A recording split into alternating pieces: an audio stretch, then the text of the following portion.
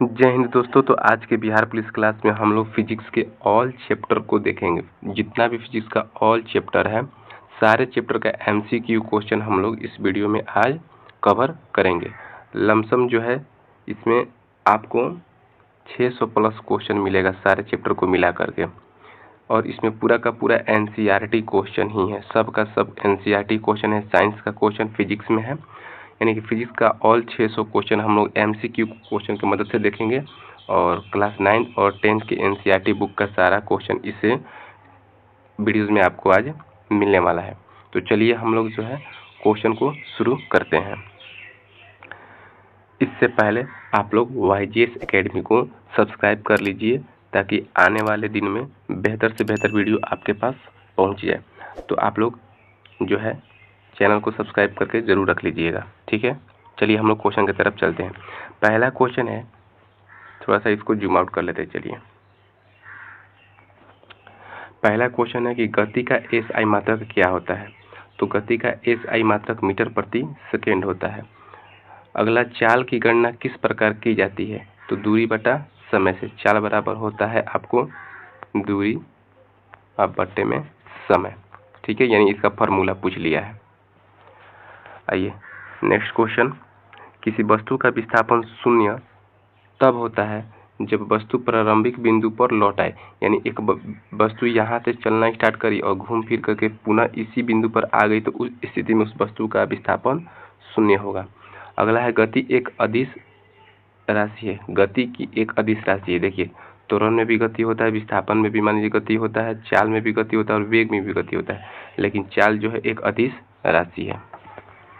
Next question है अगला, कि गति की सदिश राशि कौन सी है। तो वेग इसकी सदिश राशि है। नेक्स्ट, एक वस्तु समान चाल से चलती है, इसका मतलब क्या है। तो वह बराबर दूरी तय कर रही है। अगला क्वेश्चन है, विस्थापन सदैव होता है। तो प्रारंभिक स्थिति और अंतिम स्थिति के बीच की दूरी जो है विस्थापन होता है, और विस्थापन धनात्मक भी होता है, ऋणात्मक भी होता है और शून्य होता है, तीनों होता है।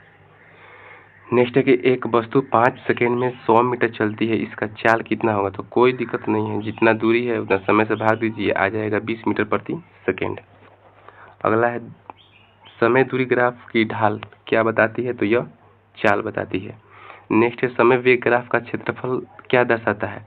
तो यह दूरी को दर्शाता है। अगला क्वेश्चन है कि एक वस्तु का प्रारंभिक वेग 0 है और 5 सेकेंड में 25 मीटर प्रति सेकेंड तक जाती है, इसका त्वरण क्या होगा। तो आपको एक्सेलरेशन तो मतलब ज्ञात करना होगा, v बराबर u प्लस ए टी से। यहाँ पर आप लोग ज्ञात कर लीजिएगा, तो आ जाएगा 5 मीटर प्रति सेकेंड स्क्वायर। एसआई पद्धति में दूरी का इकाई क्या होता है। तो ये होता है मीटर। अगला क्वेश्चन है, यदि कोई वस्तु पीछे की ओर चलती है तो उसका वेग क्या होगा। तो ऋणात्मक होगा। नेक्स्ट क्वेश्चन है कि एक वस्तु के लिए दूरी और विस्थापन समान होंगे कब। जब गति रेखीय हो, यानी कि रेखीय पथ पर जब कोई वस्तु गति करती है, तो उस स्थिति में इस वस्तु के लिए यही दूरी होता है और यही इसके लिए विस्थापन भी होगा। अगला है कि एक वस्तु 10 मीटर प्रति सेकेंड से चल रही है और 5 सेकेंड में रुक जाती है, तो इसका त्वरण क्या होगा। तो ये होगा -2 मीटर प्रति सेकेंड स्क्वायर। इसको आप निकाल लीजिएगा, जैसे हम फार्मूला भी ऊपर में बताए हैं। चलिए, अगला क्वेश्चन है कि किसी गति का समय वेग ग्राफ क्षैतिज रेखा क्या दर्शाता है। तो समान वेग को दर्शाता है। त्वरण का एसआई मात्रक क्या होता है। तो ये मीटर प्रति सेकेंड स्क्वायर होता है। समान त्वरण में विस्थापन का सूत्र क्या होगा। समान त्वरण में विस्थापन का सूत्र होगा s बराबर ut plus half at square. अगला क्वेश्चन है कि यदि चाल और वेग समान है तो गति कैसी होनी चाहिए। तो रैखीय होगी। कैसे होगी। रैखीय होगी। अगला है, किसी वस्तु का वेग बदल रहा है, इसका अर्थ क्या है। तो इसका अर्थ है कि वह त्वरित गति में है। नेक्स्ट क्वेश्चन है कि एक वाहन 2 घंटे में 20 किलोमीटर चलता है, तो उसकी चाल क्या है। तो दूरी बटा समय से भाग दीजिएगा, आंसर आ जाएगा 60 किलोमीटर प्रति आवर। अगला है, एक वस्तु बिना दिशा बदले समान वेग से चलती है, तो वह समान गति में है, ठीक है। नेक्स्ट है कि त्वरण ऋणात्मक होता है तब वस्तु रुक रही होती है। अगला है कि रेखीय गति में विस्थापन और दूरी सदैव समान होते हैं। नेक्स्ट क्वेश्चन है कि एक ट्रेन 30 मीटर प्रति सेकेंड की चाल से चल रही है तो 2 सेकंड में कितनी दूरी चलेगी? तो 1 सेकंड में 30, तो 2 सेकंड में 60 आंसर। अगला है कोई वस्तु समान त्वरण से चल रही है तो उसका वेग समय ग्राफ कैसा होगा? तो वह ढलानदार सीढ़ी रेखा होगा। अगला है यदि कोई वाहन पीछे की ओर जा रहा है तो उसका विस्थापन क्या होगा? तो विस्थापन जो है ऋणात्मक होगा। अगला है एसआई पद्धति में वेग की इकाई क्या होती है? तो मीटर प्रति सेकेंड। अगला क्वेश्चन है यदि कोई वस्तु एक वृत्ताकार पथ पर चलती है और फिर प्रारंभ बिंदु पर लौटती है तो उसका विस्थापन क्या हो जाएगा? शून्य हो जाएगा। यानी वस्तु जहाँ से चलना स्टार्ट की और जाकर के वहीं रुक गई तो विस्थापन क्या हो जाएगा? शून्य हो जाएगा। अगला क्वेश्चन है कि एक वस्तु 10 मीटर प्रति सेकेंड से चलती है और 2 सेकेंड में 20 मीटर प्रति सेकेंड की गति प्राप्त करती है तो उसका त्वरण क्या होगा? ठीक है, तो चलती है 10 मीटर प्रति सेकेंड से तो u का मान हो जाएगा और इतना गति प्राप्त करती है तो v का मान हो जाएगा। और समय आपको दिया है t बराबर 2 सेकेंड, तो v बराबर होता है ut plus half at square. इस फार्मूला से आप लोग इसको निकाल सकते हैं। ठीक है, आगे चलिए। 0 से 5 सेकेंड में किसी वस्तु का वेग 0 से 20 मीटर तक बढ़ता है तो त्वरण क्या होगा? 4 मीटर प्रति सेकेंड स्क्वायर। एक ही फार्मूला से सब कुछ ये निकल जाएगा। ठीक है, अगला है कि विस्थापन की दिशा होती है तो ये प्रारंभिक से अंतिम बिंदु की ओर होती है। ठीक है, चलिए नेक्स्ट क्वेश्चन है कि एक वस्तु का चाल समय ग्राफ क्षैतिज रेखा क्या दर्शाता है? तो ये दर्शाता है आपको स्थिर चाल। चलिए नेक्स्ट क्वेश्चन है एक वस्तु 60 मीटर की दूरी 2 सेकंड में तय करती है तो इसकी चाल क्या हो जाएगी? तो ये चाल हो जाएगा 30 मीटर प्रति सेकंड। ठीक है, ये तो आसान है, निकाल लीजिएगा आप लोग। एक वस्तु ने 5 सेकंड में 20 मीटर विस्थापन तय किया तो उसका वेग कितना हो जाएगा? तो वेग इसका आप लोग निकाल सकते हैं। तो इसका आंसर हो जाएगा आपको 4 मीटर प्रति सेकंड भाग दे करके निकालिए। विस्थापन एक प्रकार का दूरी ही होता है। ठीक है, आगे क्वेश्चन, एक रॉकेट जो ऊपर जा रहा है उसका त्वरण क्या होगा? तो धनात्मक होगा। अगला क्वेश्चन है कि किसी वस्तु का चाल 0 है लेकिन विस्थापन है, यह संभव कब होगा? जब वो लिफ्ट में हो। अगला है कि चाल और वेग में अंतर क्या है? तो दिशा का अंतर होता है। नेक्स्ट है गति को दर्शाने के लिए कौन सा ग्राफ सर्वाधिक उपयुक्त होता है? तो चाल समय ग्राफ। अगला क्वेश्चन है कि चाल समय ग्राफ में यदि रेखा ऊपर की ओर ढलान वाली हो तो इसका अर्थ होता है कि चाल बढ़ रही है। नेक्स्ट क्वेश्चन है कि यदि वस्तु की चाल में परिवर्तन नहीं हो रहा है तो वह समान गति से चल रही है। अगला है किसी वस्तु की चाल समान होने पर समान दूरी ग्राफ कैसा होगा? तो सीधी रेखा होगा। अगला क्वेश्चन है कि एक चाल जो चाल समय ग्राफ में x अक्ष के समानांतर होती है तो चाल शून्य हो जाता है। त्वरण किस स्थिति में ऋणात्मक होगा? जब गति को की गति कम होती है। अगला है एक वस्तु 3 सेकंड में 12 मीटर चलती है तो चाल कितना हो जाएगा? 4 मीटर प्रति सेकंड। अगला क्वेश्चन है कि विस्थापन क्या दर्शाता है? तो सीधी रेखा की दूरी में, सीधी रेखा में दूरी। अगला है कि एक वस्तु जो शून्य त्वरण से चल रही है उसकी चाल होगी समान चाल। अगला एक वस्तु 10 मीटर प्रति सेकंड की चाल से चला तो 5 सेकंड में कितनी दूरी तय करेगा? तो ये 50 हो जाएगा। अगला क्वेश्चन है कि त्वरण शून्य होने पर तो चाल स्थिर होती है। अगला है 20 मीटर प्रति सेकंड की गति से चल रही वस्तु 4 सेकंड लगते हैं तो ऋणात्मक त्वरण कितना हो जाएगा? तो -5 मीटर प्रति सेकंड स्क्वायर। ऊपर में ही इसका फार्मूला मैंने बता दिया था, वहां से आप लोग निकाल सकते हैं। चाल का ऐसे मात्रक मीटर प्रति सेकंड। चाल एक प्रकार का कौन सा राशि है? अदिश राशि है। वेग कैसी राशि है? तो ये सदिश राशि है। त्वरण की परिभाषा, तो वेग में परिवर्तन की दर को त्वरण कहते हैं। यदि चाल और समय ज्ञात हो तो दूरी का सूत्र क्या हो जाएगा? तो चाल इंटू समय, क्योंकि आप लोग जानते ही हैं कि चाल बराबर होता क्या है? चाल बराबर होता है दूरी या बट्टे में समय। तो आपको ज्ञात करना है दूरी, तो चाल में समय से गुणा कर दिए तो दूरी ज्ञात हो जाएगा। अगला है कोई वाहन 3 मीटर प्रति सेकंड की त्वरण से 4 सेकंड तक चलता है तो अंतिम वेग क्या होगा? उसी से हो जाएगा। अंतिम वेग u आपका 0 हो जाएगा। v बराबर v बराबर u प्लस at से। ठीक है, आगे क्वेश्चन, यदि कोई वस्तु 6 सेकंड में इतना मीटर चलती है तो चाल क्या होगा? तो चाल बराबर दूरी बटा समय से हो जाएगा 3 मीटर प्रति सेकंड स्क्वायर। आगे आइए, वेग और चाल का मात्रक समान है परंतु दिशा अलग अलग होता है। एक क्वेश्चन है कि एक वस्तु 100 मीटर की दूरी तय कर प्रारंभिक बिंदु पर लौटती है, दूरी का विस्थापन क्या हो जाएगा? तो तो 100 मीटर और शून्य, अगर ये स्थिति रेखीय होगी तो 100 मीटर विस्थापन होगा, अगर वहीं पर आकर के रुक जाएगी तो ये शून्य हो जाएगी, यानी 100 और शून्य दोनों होगा। अगला है कि जब कोई वस्तु शून्य चाल से चलना प्रारंभ करती है तो प्रारंभिक वेग शून्य होगा। ठीक है, चलिए अब है नेक्स्ट आपका चैप्टर है एनसीईआरटी का बल एवं गति के नियम। चलिए नेक्स्ट चैप्टर आपका आ गया है बल तथा गति के नियम में। तो इसमें पहला क्वेश्चन है कि न्यूटन का पहला नियम किसने दिया था, तो किससे संबंधित है, तो ये जड़त्व से संबंधित है। बल का एसआई मात्रक क्या होता है, तो न्यूटन होता है। अगला क्वेश्चन है कि किसी वस्तु की स्थिति में परिवर्तन कराने के लिए किसकी आवश्यकता होती है, तो बल की आवश्यकता होती है। अगला क्वेश्चन है स्थिर वस्तु की गति प्रारंभ करने के लिए किस नियम का प्रयोग होता है, तो यह न्यूटन का प्रथम नियम का प्रयोग होता है। चलिए नेक्स्ट क्वेश्चन है किसी वस्तु का जड़त्व किस पर निर्भर करता है, तो यह द्रव्यमान पर निर्भर करता है। अगला है जड़त्व का उदाहरण क्या है, चलती गाड़ी का अचानक रुक जाना। न्यूटन का दूसरा नियम क्या बताता है, तो बल और त्वरण का संबंध बताता है। नेक्स्ट क्वेश्चन है कि बल बराबर क्या होता है, तो द्रव्यमान इंटू त्वरण ए बराबर जो होता है आपको ma। अगला है यदि बल न लगाया जाए तो वस्तु विराम में ही रहेगा। नेक्स्ट क्वेश्चन है कि न्यूटन के तीसरे नियम के अनुसार हर क्रिया की बराबर और विपरीत प्रतिक्रिया होती है। अगला है रॉकेट किस नियम के सिद्धांत पर कार्य करता है, तो न्यूटन के तृतीय गति नियम पर।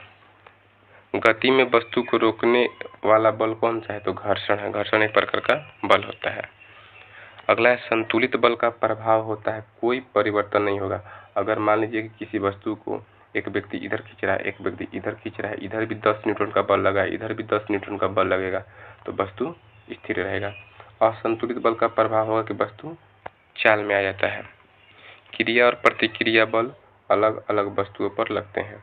न्यूटन का दूसरा गति नियम किस रूप में लिखा जाता है, तो F बराबर ma। अगला एक वस्तु पर 10 न्यूटन का बल लगता है और उसका द्रव्यमान इतना है, तो त्वरण कितना हो जाएगा, तो 5 मीटर प्रति सेकेंड हो जाएगा। F बराबर ma से यहाँ पर F का मान रख लीजिएगा 10, m का मान 2 और 10 में 2 से भाग जाएगा तो 5 आ जाएगा। अगला है कि जड़त्व को परिभाषित करते हैं हम लोग विराम में रहने के लिए और गति में, दोनों के रहने के लिए हम लोग जड़त्व का परिभाषित करते हैं, तो इसका आंसर सी हो जाएगा, ए और बी दोनों। अगला है एक फुटबॉल को लात मारने पर वह दूर चली जाती है, यह किस नियम पर आधारित है, तो न्यूटन के द्वितीय नियम पर। अगला है क्वेश्चन कि एक गेंद दीवार से टकराकर लौटती है, यह किसका उदाहरण है, तो क्रिया और प्रतिक्रिया नियम यानी कि न्यूटन के तीसरे गति नियम। अगला है बल एक कैसी राशि है, तो बल एक सदिश राशि है। नेक्स्ट क्वेश्चन है यदि किसी वस्तु का द्रव्यमान बढ़ाया जाए तो उसका जड़त्व क्या होगा, बढ़ेगा। एक वस्तु पर कोई बल नहीं लगाया जाता है तो वस्तु स्थिर रहेगी। 1 न्यूटन बल का अर्थ क्या होता है, तो 1 केजी वस्तु को जब आप लोग 1 मीटर घसका दीजिएगा तो वही होता है 1 मीटर प्रति सेकेंड स्क्वायर के त्वरण से घसका दीजिएगा तो वो 1 न्यूटन बल कहलाएगा। अगला क्वेश्चन कि एक शरीर पर 0 न्यूटन का बल कार्य कर रहा है तो उसका त्वरण क्या होगा, 0 होगा। अगला क्वेश्चन की गति बदलने के लिए क्या आवश्यक है, तो उसके लिए बल आवश्यक है। ठीक है। अगला है कि एक बैलगाड़ी में फर्श पर रखी है, बैलगाड़ी जो होती है ये बैलगाड़ी फर्श पर रखी है, गाड़ी के रुकने पर बॉल आगे लुढ़कती है, यह किस नियम पर उदाहरण है, तो प्रथम गति नियम पर। कार्य बल और प्रतिक्रिया बल अलग अलग दिशा में लगते हैं जो कि न्यूटन के तीसरे गति नियम से संबंधित है। अगला है कि गति में वस्तु को विराम देने के लिए ऋणात्मक बल की आवश्यकता होती है। नेक्स्ट है किसी शरीर को स्थिर रखने के लिए उस पर लगने वाला बल शून्य होता है। बल और त्वरण में संबंध क्या है, तो ये सीधे अनुपातिक होता है, यानी कि बल और त्वरण F बराबर जो ma होता है ये सीधे अनुपातिक होता है। अगर बल का मान बढ़ेगा तो त्वरण का मान बढ़ेगा, त्वरण का मान बढ़ेगा तो बल का भी मान बढ़ेगा, यही है। ठीक है। नेक्स्ट क्वेश्चन की प्रतिक्रिया बल का अनुप्रयोग होता है नाव खेने में, यहाँ पर आपको जो है प्रतिक्रिया बल देखने को मिलता है, ये न्यूटन का तीसरा गति नियम। अगला क्वेश्चन है कि 2 न्यूटन बल 4 केजी वस्तु पर लगेगा तो त्वरण कितना हो जाएगा, 0.5 5 हो जाएगा, यानी कि F का मान 2 हो गया और बराबर M का मान 4 है। त्वरण ज्ञात करना है तो यहाँ पर 4 हो जाएगा, भाग में 1/2, 1/2 का मान हो जाएगा 0.5। अगला है यदि बल लगाया जाए लेकिन कोई गति न हो तो बल लगता है पर त्वरण नहीं होता है। अगला है कि बल का मात्रक कैसे व्युत्पन्न है, तो ये kg इंटू मीटर प्रति सेकेंड स्क्वायर, ठीक है, यानी कि बल बराबर होता है आपको A बराबर ma, ठीक है, ma होता है तो m का kg हो गया और त्वरण का मीटर प्रति सेकेंड स्क्वायर हो गया, ठीक है। चलिए अगला क्वेश्चन है कि दो बल विपरीत दिशा में हो तो परिणामी बल घटाव से आता है, ठीक है। चलिए अगला क्वेश्चन है, यदि वस्तु स्थिर है और कोई बल नहीं लगता है तो वह स्थिर रहेगी। अगला है घर्षण किस प्रकार का बल है, तो ये अवरोधक बल है और ऋणात्मक बल भी है। नेक्स्ट क्वेश्चन है कि यदि किसी वस्तु पर कोई बल नहीं लगाया लगता है तो गति में कोई परिवर्तन नहीं होगा। नेक्स्ट है वजन यानी कि भार, द्रव्यमान इंटू गुरुत्वीय त्वरण का मान होता है, ठीक है। चलिए अब है अध्याय तीसरा आ गया है आपको ग्रेविटेशनल यानी कि गुरुत्वाकर्षण, ठीक है। अब हम लोग गुरुत्वाकर्षण से क्वेश्चन देखेंगे। चलिए पहला क्वेश्चन है गुरुत्व बल की खोजकर्ता कौन है, तो ये न्यूटन है। किसी वस्तु पर गुरुत्व बल किसके कारण लगता है, तो पृथ्वी के आकर्षण बल के कारण।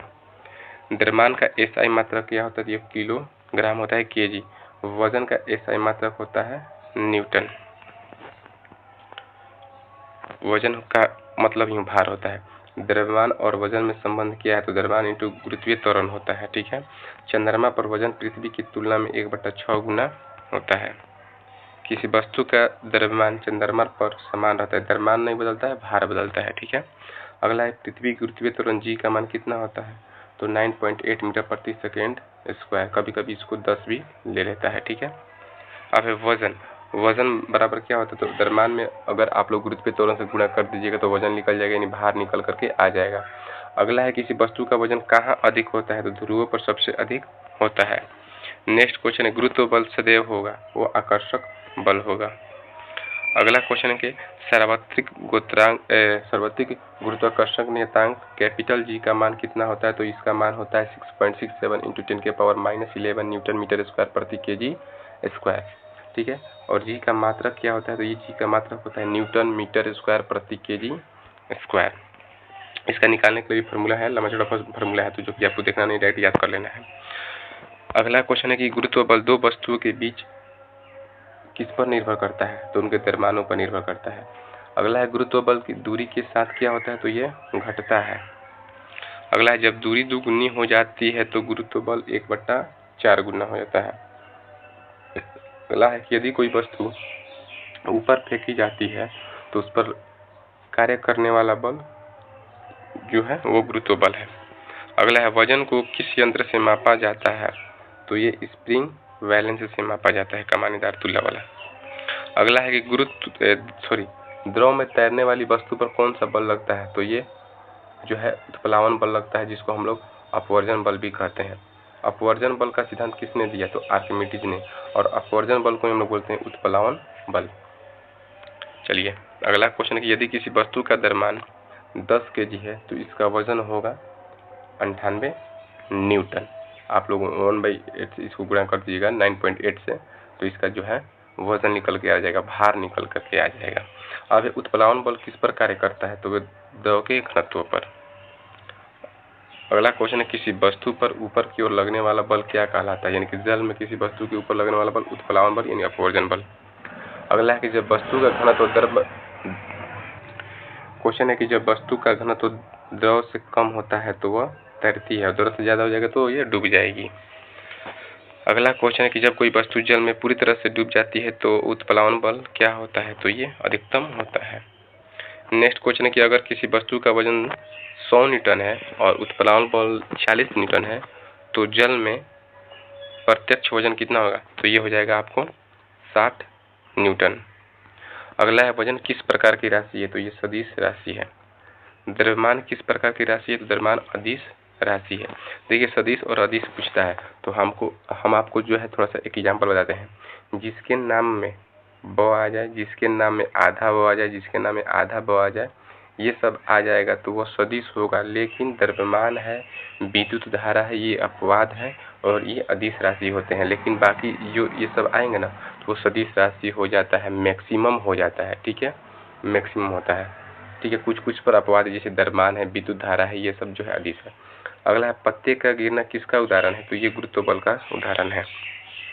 नेक्स्ट है कि कैपिटल जी सार्वत्रिक गुरुत्व नियतांक का मान होता है हर जगह समान। ठीक है, अगला है हेनरी कैवेंडिश ने इसका खोज किया था कैपिटल जी के मान का। अगला है पृथ्वी का वह केंद्र बिंदु जहां गुरुत्व बल न्यूनतम होता है, तो केंद्रों पर न्यूनतम होता है। चलिए नेक्स्ट क्वेश्चन,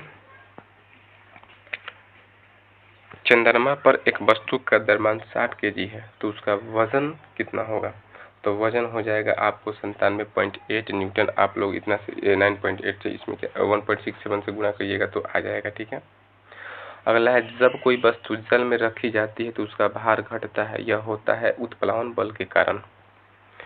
अगला क्वेश्चन है किस कारण से वस्तु जल में हल्की लगती है? तो उत्प्लावन बल के कारण। किसी बल से वस्तु नीचे गिरती है, किस बल से वस्तु नीचे गिरती है? तो गुरुत्व बल के कारण। अगला है कोई वस्तु वायु में गिरती है तो उस पर कौन से दो बल कार्य करते हैं? गुरुत्व बल और घर्षण बल। गुरुत्व बल दो वस्तुओं के बीच होता है द्रव्यमान से। अगला है कि अपवर्जन बल यानी कि उत्प्लावन बल को बढ़ाया जा सकता है द्रव्यों के घनत्व को बढ़ा करके। नेक्स्ट क्वेश्चन है कि जब वस्तु पानी में डूब जाती है तो वजन घट जाता है। अगला है कि वस्तु की वास्तविक भार और पानी में भार का अंतर क्या कहलाता है? तो उत्प्लावन बल। चलिए नेक्स्ट क्वेश्चन, वस्तु की वास्तविक भार और जल के भार में अंतर को क्या कहते हैं? तो उत्प्लावन बल। यह भी क्वेश्चन करा है। अगला है कि जब कोई वस्तु जल में तैरती है तो उस कार्यकृत बल कौन सा होता है? तो गुरुत्व बल और उत्प्लावन बल। किस स्थिति में वस्तु तैरती है उसका घनत्व जल से कम हो जाएगा तो वस्तु जल में तैरेगी। अगला है कि जब कोई वस्तु पूरी तरह जल में डूब जाती है तो उत्प्लावन बल का मान अधिकतम हो जाएगा।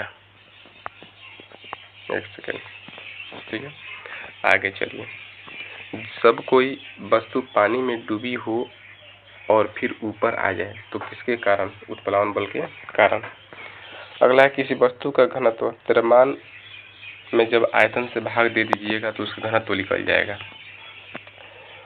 नेक्स्ट क्वेश्चन है कि जल में डूबी वस्तु पर कार्य कौन सा बल ऊपर की ओर कार्य करता है? तो उत्प्लावन बल कार्य करता है। इसी को अपवर्जन बल भी बोलते हैं।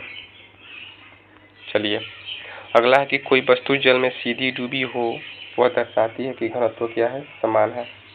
घनत्व का SI मात्रक होता है kg प्रति मीटर क्यूब। अगला क्वेश्चन है कि जब कोई वस्तु हवा में गिरती है तो उस पर कौन सा बल कार्य करता है? तो वायुरोधी और गुरुत्व बल। ठीक है, चलिए नेक्स्ट क्वेश्चन है कि यदि कोई वस्तु हल्के तरल में डूबती है तो इसका अर्थ है कि वस्तु का घनत्व अधिक है। अगला है चंद्रमा पर गुरुत्व बल G होता है कितना?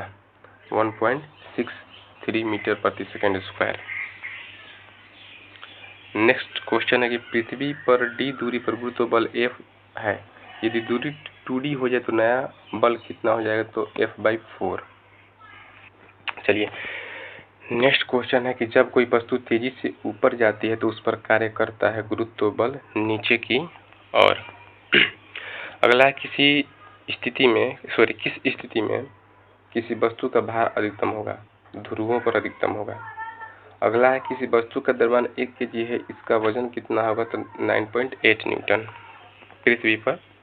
अगला है कि गुरुत्व बल सभी वस्तु पर कार्य करता है ब्रह्मांड में कहीं भी। चलिए नेक्स्ट क्वेश्चन है, एक सेकेंड। कोई वस्तु पानी में इसलिए डूबी होती है क्योंकि उसका घनत्व अधिक होता है। वस्तु का घनत्व क्या होता है? अधिक होता है, तभी जाकर के वह पानी में डूब जाएगी। ठीक है, आइए अगला क्वेश्चन है कि एक वस्तु का वजन 50 न्यूटन है तो इसका द्रव्यमान कितना होगा? तो ये हो जाएगा 10 से भाग दे दीजिएगा तो 5.1 समथिंग में आ जाएगा इसका आंसर केजी। देखिए दो दिया है, यहाँ पर लगभग में दिया है तो लगभग में आंसर होगा। ठीक है, आइए अगला क्वेश्चन। कौन सा बल ब्रह्मांड में सबसे कमजोर है? तो गुरुत्व बल सबसे कमजोर है। अगला है कि कैपिटल जी गुरुत्व नियतांक का मान बदलता है? कहीं भी नहीं बदलता है, ब्रह्मांड में सभी जगह इसका मान सेम होता है। चलिए अब है अध्याय 4 कार्य और ऊर्जा। नेक्स्ट चैप्टर कार्य ऊर्जा से संबंधित क्वेश्चन हम लोग देखेंगे अब। तो इसमें पहला क्वेश्चन है कि कार्य का एसआई मात्रक क्या होता है? तो ये जूल होता है। नेक्स्ट क्वेश्चन है कि जब कोई बल किसी वस्तु को विस्थापित नहीं करता है तो कार्य क्या होगा? शून्य होगा। कार्य बराबर क्या होता है? W बराबर होता है एफ cos थीटा, यानी कि एफ यानी कि एफ यानी बल और इनटू में एस यानी कि विस्थापन। तो ऑप्शन नंबर सी। अगला है बल और विस्थापन की दिशा एक ही हो तो कार्य धनात्मक माना जाएगा। अब है कि 1 जूल कार्य का अर्थ होता है कि आप 1 जूल कार्य किए हैं तो 1 न्यूटन बल और 1 मीटर वस्तु विस्थापित हो चुका है उस काम में। चलिए अगला क्वेश्चन है कि किसी वस्तु को क्षैतिज दिशा में खींचा गया तो वह हिली नहीं तो कार्य होगा शून्य। अगला है किसी वस्तु को ऊपर उठाने में किया गया कार्य क्या होगा? धनात्मक होगा। नेक्स्ट की कार्य एक कैसी राशि है? तो ये अदिश राशि है। अगला क्वेश्चन, जब बल और विस्थापन विपरीत दिशा में हो तो कार्य ऋणात्मक माना जाएगा। ऊर्जा का एसआई मात्रक जूल होता है और कार्य का भी एसआई मात्रक जूल ही होता है। अगला है ऊर्जा की परिभाषा है। कार्य करने की क्षमता जो है उसी का वह ऊर्जा का परिभाषा है। गतिज ऊर्जा किससे संबंधित है? तो गति से संबंधित है। स्थितिज ऊर्जा स्थिति से संबंधित है और साथ में ऊंचाई से भी संबंधित है। यानी किसी वस्तु को आप हाइट पर ले जाकर के रख दीजिएगा तो उसमें स्थितिज ऊर्जा आ जाती है अगर हाइट पर लेकर के रख दीजिएगा तो। अगला है गतिज ऊर्जा का सूत्र क्या है? तो ये 1/2 mv²। स्थितिज ऊर्जा का सूत्र होता है mgh होता है। ठीक है, mgh होता है यहाँ पर। अगला है कि एक वस्तु की गति शून्य है तो उसकी गतिज ऊर्जा होगी शून्य। क्वेश्चन है कि कार्य और ऊर्जा दोनों मात्रक है जूल। शक्ति का एसआई मात्रक वाट। 1 किलोवाट बराबर होता है 1000 वाट। 1 हॉर्स पावर बराबर होता है 746 वाट। यदि 100 जूल कार्य 10 सेकेंड में किया जाए तो शक्ति कितना हो जाएगा? 10 वाट हो जाएगा। अगला है ऊर्जा संरक्षण नियम कहता है कि ऊर्जा को न तो बचाया जा सकता है न ही नष्ट किया जा सकता है। अगला है विद्युत ऊर्जा किस प्रकार की ऊर्जा है? तो यह दूसरी प्रकार की ऊर्जा है। चलिए नेक्स्ट क्वेश्चन, कोई वस्तु ऊपर फेंकी जाए तो उसकी गतिज ऊर्जा क्या होगी? तो यह घटती है और स्थितिज ऊर्जा बढ़ती है। जल प्रपात में पानी की स्थितिज ऊर्जा क्या होती है? तो गतिज ऊर्जा में बदल जाती है। ऊर्जा का रूपांतरण क्या कहा? तो बैटरी से बल्ब में जलना यही ऊर्जा का रूपांतरण है। अगला क्वेश्चन है कि जब कोई वस्तु चाहे व्यक्ति सीढ़ी चढ़ता है तो वह किस प्रकार की ऊर्जा प्राप्त करता है? तो स्थितिज ऊर्जा। यानी कि अगर हाइट पर अब जितना जाइएगा तो वहां पर स्थितिज ऊर्जा होते चला जाएगा। अगला क्वेश्चन है कि गतिज ऊर्जा कैसा होता है? हमेशा तो हमेशा धनात्मक होता है। नेक्स्ट क्वेश्चन, कार्य कब शून्य होता है? जब विस्थापन नहीं होता है।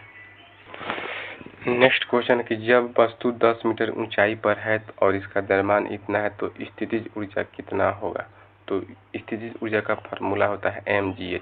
m का मान यहाँ पर 2, g का मान लमसम आप लोग 10 मानिएगा जो कि 9.8 होता है, h का मान 10 गुणा कीजिएगा तो आ जाएगा 200 जूल।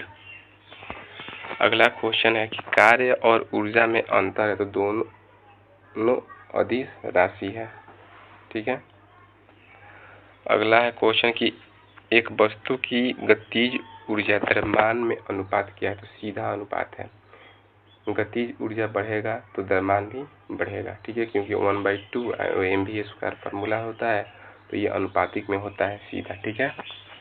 अगला है कि एक ही बल अधिक कार्य करता है जब विस्थापन अधिक हो। अगला क्वेश्चन कि एक शरीर पर किया गया कार्य 500 जूल है और समय 5 है तो शक्ति बराबर क्या होगा? P बराबर क्या होगा बताइए। तो आप लोग इसका आंसर बता सकते हैं। P बराबर होता है क्या, W/T, भाग दीजिएगा W का मान है 500 और नीचे में हो जाएगा 5, तो दीजिएगा तो आंसर आ जाएगा 100 वाट। अगला है कि एक वस्तु जो ऊंचाई पर लटक रही है उसमें कैसी ऊर्जा होगी, तो स्थितिज ऊर्जा होगी। अगला है कुल यांत्रिक ऊर्जा, यानी यांत्रिक ऊर्जा का मान क्या होता है, तो जब स्थितिज ऊर्जा और गतिज ऊर्जा दोनों को जोड़ दीजिएगा तो कुल यांत्रिक मान हो जाता है। अगला है कि जब कोई वस्तु नीचे गिरती है तो स्थितिज ऊर्जा घटती है और गतिज ऊर्जा बढ़ती है। यानी यहाँ पर कोई वस्तु है तो जब वस्तु उच्च ऊंचाई पर रहती है तो सबसे ज़्यादा स्थितिज ऊर्जा होता है, और जैसे वस्तु ये नीचे गिरने लगती है तो गतिज ऊर्जा में वृद्धि होती है और स्थितिज ऊर्जा में कटौती यानी कि घटता है। अगला है कि जब वस्तु को 2 मीटर प्रति सेकंड की गति से चलाया गया फिर 4 मीटर प्रति सेकंड से चलाया गया तो गतिज ऊर्जा में हुई वृद्धि आपको बताना है। तो कुछ नहीं करना है, इसको बनाने के लिए आपको पता होना चाहिए कि 1/2 mv, तो v एक 1 है तो v1 का स्क्वायर अब माइनस 1/2 v2 का स्क्वायर। देखिएगा मान किसका ज़्यादा है तो यहाँ मान रख देना है और घटाइएगा तो आंसर जाएगा 4। ठीक है, घटा करके आप लोग देख सकते हैं। चलिए नेक्स्ट क्वेश्चन है, यदि बल और विस्थापन समकोण पर है तो कार्य शून्य होगा। ठीक है, और समकोण पर होने का मतलब है जो F बराबर होता है, एक सेकेंड, कार्य बराबर W बराबर FS होता है, FS cos थीटा होता है, cos थीटा, और cos थीटा यानी कि समकोण है तो cos थीटा का मान 90 और 90 का मान यहाँ पर 0, सबको 0 कर देगा तो शून्य हो जाएगा। ठीक है, अगला है कि स्थिर वस्तु की गतिज ऊर्जा शून्य होती है। नेक्स्ट चैप्टर है आपका ध्वनि यानी कि साउंड। चलिए इससे संबंधित क्वेश्चन को देखेंगे हम लोग। तो ध्वनि उत्पन्न होती है वस्तु के कंपन से। जब वस्तु आपस में कंपन करने लगती है तो ध्वनि उत्पन्न हो जाता है। अगला है कि ध्वनि किस प्रकार का तरंग है, तो ध्वनि जो है यह अनुदैर्घ्य तरंग है और यांत्रिक तरंग भी है। अगर ऑप्शन में दिया रहेगा तो यानी कि बी और सी, लेकिन आपको जब आएगा ऑप्शन तो अनुदैर्घ्य मारना है, अनुदैर्घ्य। ठीक है, अनुदैर्घ्य सबसे अच्छा एग्जाम्पल है। अगला क्वेश्चन है कि ध्वनि के संचरण के लिए आवश्यक है, तो माध्यम की आवश्यकता होती है। ध्वनि कभी भी निर्वात में जो है गमन नहीं कर सकती है। ठीक है, अगला है कि ध्वनि तरंग का SI मात्रक क्या होता है, तो इसका SI मात्रक हर्ट्ज होता है। अगला है ध्वनि की चाल हवा में लगभग होता है 330 मीटर प्रति सेकेंड। ध्वनि की गति सबसे अधिक ठोसे में होती है। मानव कान किस ध्वनि की आवृत्ति को सुन सकता है, तो 20 हर्ट्ज से 20,000 हर्ट्ज के बीच की जितनी ध्वनि होती है वो आवृत्ति वो मनुष्य सुन सकता है।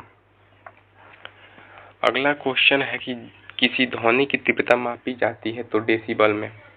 पराश्रव्य ध्वनि होती है 20,000 हर्ट्ज से अधिक की ध्वनि। प्रतिध्वनि सुनाई देती है जब ध्वनि लौटे, तो 0.2 सेकेंड या इससे अधिक में। ठीक है, अब है कि ध्वनि तरंग का समय अवधि कितना होता है। समय अवधि, तो ये एक तरंग का समय हो जो कि उसका टाइम पीरियड कहलाता है। अगला है कि प्रतिध्वनि सुनने के लिए न्यूनतम दूरी कितना होना चाहिए, यानी पर यहाँ पर कोई सतह है, यहाँ पर कोई व्यक्ति है, अगर चिल्लाएगा तो उसको रिटर्न या आवाज़ जो है कितना डिस्टेंस होना चाहिए रिटर्न आवाज़ सुनने के लिए, तो 17 मीटर होना चाहिए। कहीं कहीं 17.2 भी देता है, 4 भी देता है। ठीक है, लेकिन 17 मीटर NCERT में आपको जो है इसको लेकर के चलना है। अब है कि ध्वनि तरंग का आयाम निर्धारित होता है तो तीव्रता से। कैसे, तीव्रता से। ठीक है, अगला क्वेश्चन है कि अधिक आवृत्ति की ध्वनि कैसी होती है, तो अधिक तीखी होती है। नेक्स्ट क्वेश्चन है कि ध्वनि की चाल बराबर होती है आवृत्ति इंटू तरंगदैर्घ्य यानी कि वेवलेंथ। कितना वेवलेंथ कितना आवृत्ति से जाएगा, दोनों को मल्टीप्लाई कर दीजिए, ध्वनि का चाल निकल के आ जाएगा। अगला क्वेश्चन है कि कंपन संख्या को क्या कहते हैं, तो ये आवृत्ति होता है। चलिए नेक्स्ट क्वेश्चन है कि ध्वनि तरंग के आयाम में वृद्धि क्या होता है, तो तीव्रता बढ़ती है। पराश्रव्य तरंगों का उपयोग होता है इकोकार्डियोग्राफी में। अगला है ऊष्मा की तरह क्या ध्वनि भी निर्वात में फैल सकती है, तो नहीं, ध्वनि को चलने के लिए माध्यम की आवश्यकता होती है। अगला क्वेश्चन है किसी वस्तु की ध्वनि तेज क्यों सुनाई देती है, क्योंकि इसका आयाम अधिक होता है। ठीक है, चलिए नेक्स्ट क्वेश्चन है, ध्वनि की तीव्रता बढ़ाने के लिए क्या बढ़ाना चाहिए? तो उसका आयाम बढ़ाना चाहिए। तरंगदैर्घ्य का एस आई मात्रक क्या होता है? तो ये भी मीटर होता है, क्योंकि तरंगदैर्घ्य जो वेवलेंथ होता है तो उसको एंगस्ट्रॉम में मापते हैं, लेकिन इसका भी एस आई मात्रक जो है मीटर ही होता है, क्योंकि ये भी एक प्रकार का दूरी है। अगला क्वेश्चन है कि मानव ध्वनि तरंग उत्पन्न करता है आपको कंठ यानी कि वॉइस से, ये तो अलग बात है। क्वेश्चन अलग क्वेश्चन मतलब बायोलॉजी का है। अगला क्वेश्चन है, किसी माध्यम में ध्वनि की गति निर्भर करती है तापमान और घनत्व पर। नेक्स्ट क्वेश्चन है कि मस्तिष्क में ध्वनि की अनुभूति होती है जब श्रवण तंत्रिका मस्तिष्क को संकेत भेजती है। डॉल्फिन किस प्रकार की ध्वनि उत्पन्न करती है? तो ये परश्रव्य ध्वनि उत्पन्न करती है। अश्रव्य ध्वनि का उदाहरण है जो कि हाथी का गर्जना। नेक्स्ट क्वेश्चन है कि ध्वनि की चाल ताप बढ़ने पर बढ़ती है। अगला है, प्रतिध्वनि की गति और समय को मिलाकर दूरी सूत्र होता है आपको दूरी बराबर 4 इंटू समय बट्टा 2। अगला क्वेश्चन है कि जब एक तरंग माध्यम में स्थानांतरित होती है तो उसके साथ कौन सी मात्रा नहीं जाती? तो द्रव्यमान नहीं जाती है। तो चलिए हम लोग जो है ना यहाँ तक जो है क्लास 9 का क्वेश्चन देख लिए, जितना भी क्लास 9 में चैप्टर है, यानी 4-5 चैप्टर है, सारे 5 चैप्टर का हम लोग MCQ क्वेश्चन कर लिए। अब जो है क्लास 10 का हम लोग स्टार्ट करेंगे चैप्टर नंबर 1 से, जो कि पहला क्वेश्चन है कि प्रकाश का परावर्तन और अपवर्तन। देखिए यहाँ पर 50 MCQ नहीं है, इसमें गलत करिए, यहाँ पर कम से कम इसका जो है 150 के आसपास क्वेश्चन है, ठीक है। चलिए अब है इसमें मतलब कि सिर्फ लाइट से 150 क्वेश्चन है, इसमें भी हम लोग क्लास 10 का जो है सारा चैप्टर इसमें रख लिए हैं, ठीक है। जितना भी 4 चैप्टर है, आपको प्रकाश भी है, मानव नेत्र भी है, विद्युत धारा भी है, विद्युत धारा के उसमें प्रभाव है, ऊर्जा के स्रोत है, सब चैप्टर इसमें है, ठीक है। चलिए पहला क्वेश्चन की समतल दर्पण में बनने वाले प्रतिबिंब होती है, प्रतिबिंब लिखा गया है, प्रतिबिंब होना चाहिए, ठीक है, होती है, तो आभासी और सीधा होता है। अगला क्वेश्चन है कि उत्तल दर्पण का उपयोग होता है वाहन के पीछे के दृश्य को देखने में। अगला है कि परावर्तन का नियम क्या कहलाता है? तो आपतन कोण का मान परावर्तन कोण के मान के बराबर होता है। अगला क्वेश्चन है कि कोई किरण यदि दर्पण के अभिलंब के साथ आती है तो परावर्तन का मान कितना होगा? यानी एक समतल दर्पण, यहाँ पर मान लीजिए कोई सतह है, परावर्तन होगा तो यहाँ से कोई आपतित किरण आई और इधर चली गई, ये आपका अभिलंब हो गया, तो जितने डिग्री पर आती है उतना ही डिग्री पर जाती है, लेकिन अभिलंब की दिशा में आएगा तो ये 0 डिग्री पर जाएगा। अगला है उत्तल दर्पण में बनने वाली छवि, यानी छवि का मतलब प्रतिबिंब, ये आभासी होता है, ठीक है, और अवतल में वास्तविक होता है, एक ही स्थिति में उसमें भी आभासी होता है, वो बताएंगे आगे हम आपको। अब है कि अवतल दर्पण में फोकस है वो कहाँ होता है? तो दर्पण के सामने होता है, ये सब कोई आप लोग जानते हैं। F और R में संबंध क्या होता है? तो F बराबर R/2। लेंस का पावर होता है डायोप्टर में, ठीक है।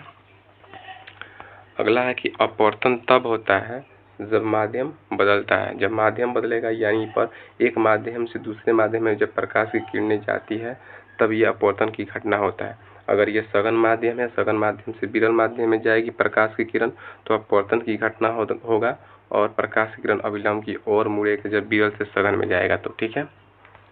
आइए अगला क्वेश्चन कि अपवर्तन में किरण मुड़ती है हमेशा दाईं ओर, हमेशा बाईं ओर, साधारण रेखा की ओर या दूर, ठीक है। अभी हम आपको बताएं कि अपवर्तन की घटना घटती है तो ये सतह हो गया, ये प्रकाश का ये अभिलंब हो गया, और ये प्रकाश की किरण आ रही है तो इधर ये जो है अभिलंब की ओर आई। कभी कभी ये अभिलंब से दूर भी चली जाती है, तो एक सीधी रेखा यानी साधारण रेखा से की ओर या दूर, ऐसा आंसर इसका होगा। अगला क्वेश्चन है कि प्रकाश कम अपवर्तित माध्यम से अधिक अपवर्तित माध्यम में जाना होता है तो यह सामान्य की ओर मुड़ जाती है। अगला क्वेश्चन है कि पूर्ण आंतरिक परावर्तन की स्थिति कब होती है? जब प्रकाश अधिक अपवर्तन से कम अपवर्तन। चलिए नेक्स्ट क्वेश्चन है कि एक सेकेंड, हाँ, प्रकाश का वेग जो है अधिकतम होता है तो निर्वात में प्रकाश का वेग सबसे ज्यादा होता है 3 लाख किलोमीटर प्रति सेकेंड। अगला है कि वक्रता त्रिज्या r की दूरी होती है ध्रुव के केंद्र तक, ध्रुव के थोड़ी ध्रुव से केंद्र तक जो है वक्रता केंद्र कहलाता है। जैसे मान लीजिए दर्पण है, ये आपको ध्रुव यानी पोल हो गया, यहाँ पर वक्रता केंद्र हो गया, बीच में F हो गया, तो यहाँ से यहाँ तक की दूरी आपको वक्रता त्रिज्या कहलाती है। अब है कि दृष्टि वैषम्य किससे होता है, तो लेंस की अनियमितता के कारण जो है ये आपको दृष्टि वैषम्य होता है, मतलब कि आंखों में आपको दोष उत्पन्न हो जाते हैं।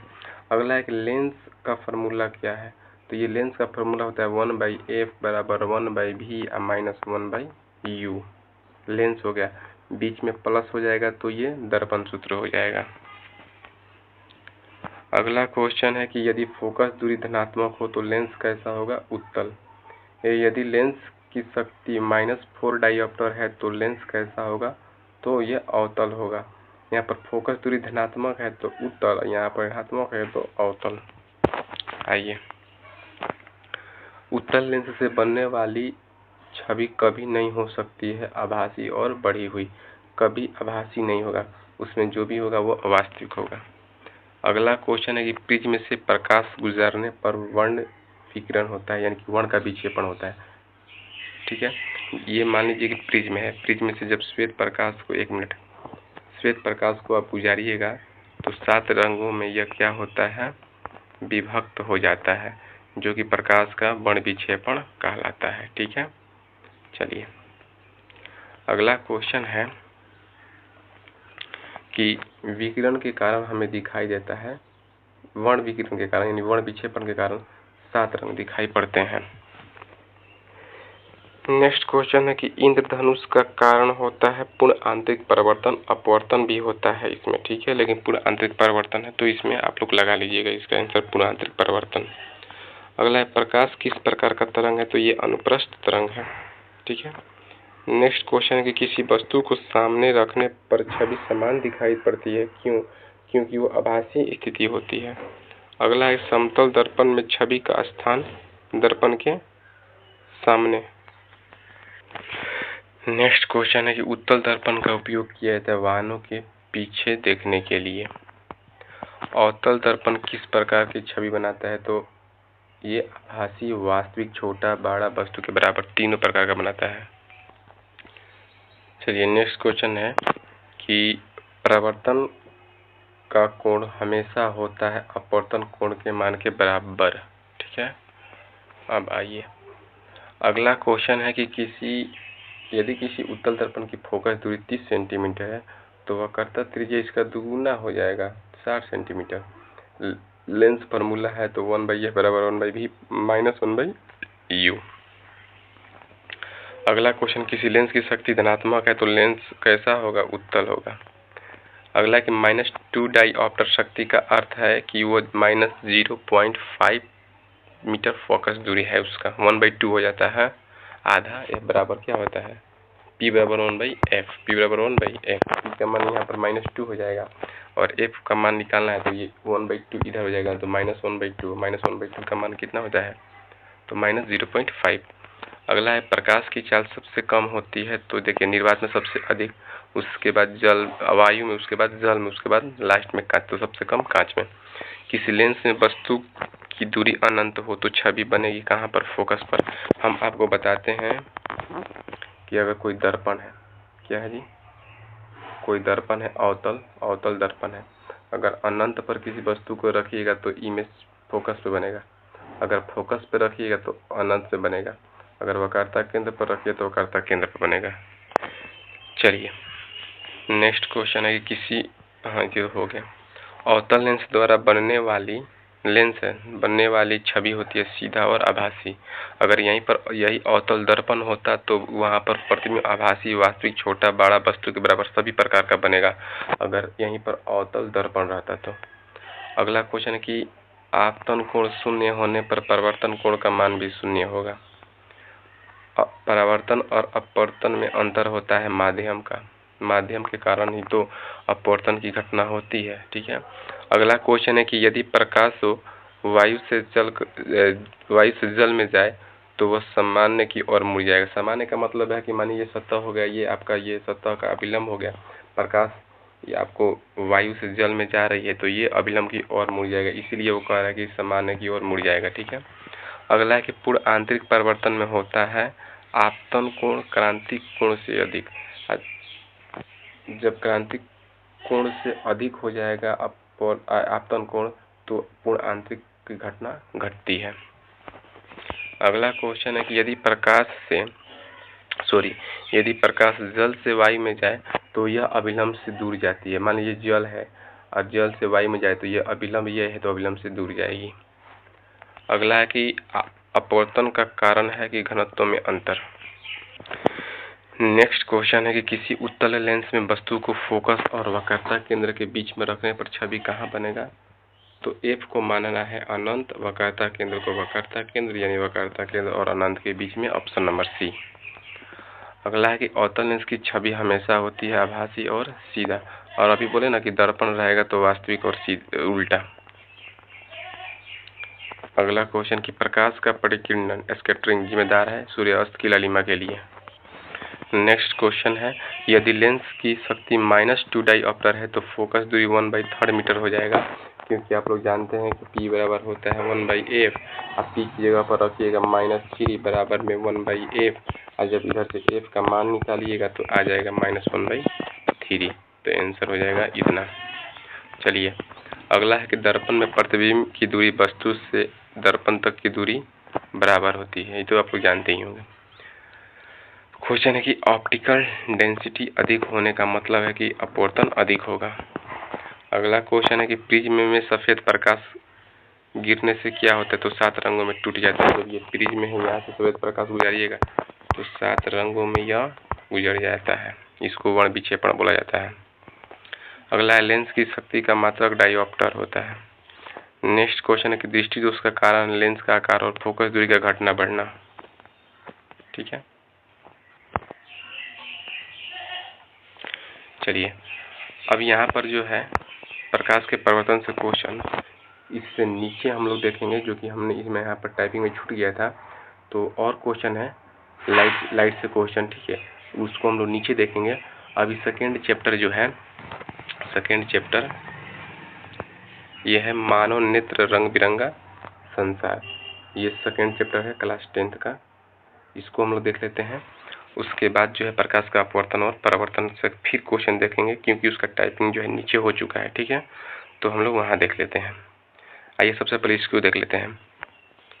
अगला है कि मानव नेत्र में प्रकाश संवेदी पर्दा होता है, तो ये रेटिना होता है जहाँ पर वस्तु का प्रतिबिंब बनता है। अगला है कि रेटिना पर कौन से सेल होते हैं जो रंग और प्रकाश को पहचानते हैं? तो ये रॉड और कोन कोशिका होता है जो किसी प्रतिबिंब में बने रंग को पहचानने का कार्य करता है। चलिए नेक्स्ट क्वेश्चन है कि मानव नेत्र की ज्योति संवेदनशीलता होती है दिन में, रात में नहीं, दिन में होती है। अगला है कि आंख में वस्तु की छवि बनती है रेटिना पर। कहाँ पर? रेटिना पर। अगला है आंखों की संरचना में पुपिल यानी कि पुतली का कार्य क्या है? तो प्रकाश को नियंत्रित करना। अगला क्वेश्चन है कि आंख की भौतिक संरचना में लेंस होता है, वह उत्तल लेंस होता है। जो आंखों में जो लेंस होता है मानव में, वह उत्तल लेंस की भांति कार्य करता है। अगला क्वेश्चन है कि आंख में लेंस की मोटाई को नियंत्रित करता है सिलियरी मांसपेशियां। आंख की लेंस की शक्ति घटने से उत्पन्न दोष होता है मायोपिया। ठीक है, अगला है कि निकट दृष्टि दोष मायोपिया के लिए प्रयोग होता है अवतल लेंस। अगला क्वेश्चन दूर दृष्टि दोष में व्यक्ति दूर की वस्तु को देख सकता है। जिस प्रकार का दोष उस प्रकार की जगह की वस्तु को आप देख लीजिएगा। निकट का दोष होगा तो निकट का दिखाई देगा, दूर दृष्टि होगा तो दूर का दिखाई देता है। ठीक है, दूर दृष्टि दोष को ठीक करने के लिए उत्तल लेंस का प्रयोग किया जाता है। वृद्धा अवस्था में दोनों दोषों का मेल क्या कहलाता है? तो प्रेस बायोपिया। अगला है कि रंग विकिरण होता है प्रिज्म से। सफेद रंग कितने होते हैं? तो 7। इंद्रधनुष में रंगों का क्रम ऊपर लाल नीचे बैंगनी, बहुत इंपॉर्टेंट है, इसको देख लीजिएगा। इंद्रधनुष बनता है पूर्ण आंतरिक परिवर्तन से। अब है नीला आकाश किस कारण दिखाई देता है? जो आकाश है नीला किस कारण दिखाई देता है? तो प्रकाश के प्रकीर्णन के कारण। सूर्य अस्त के समय सूर्य लाल दिखाई देता है, नीली किरणें परावर्तित होती है। तो ये ऑप्शन के हिसाब से तो इसका आंसर यही होगा। अगला है क्वेश्चन, किसी वस्तु का रंग इस पर निर्भर करता है, तो वे कौन से रंग को परावर्तित करती है? उस पर किसी वस्तु का रंग निर्भर करता है। रात्रि में हमें रंग नहीं दिखाई देते क्योंकि रॉड सेल सक्रिय होते हैं। अगला है कि मानव नेत्र की दृष्टि सीमा लगभग कितनी होती है? तो 25 सेंटीमीटर से अनंत। दृष्टि दूर को दूर करने के प्रयुक्त लेंस होते हैं उत्तल और अवतल दोनों। प्रकाश का प्रकीर्णन अधिक होता है छोटी तरंगदैर्घ्य में। अगला है किस रंग की तरंगदैर्घ्य सबसे कम होती है? तो नीला की। अगला क्वेश्चन है आपको कि रंग विकिरण का सबसे पहले अध्ययन किया था न्यूटन। नेक्स्ट क्वेश्चन, आंख का कौन सा भाग रंग नहीं पहचानता है? तो रॉड सेल। कौन सेल्स कार्य करते हैं तो रंग देखने में? Cone cells. ठीक है।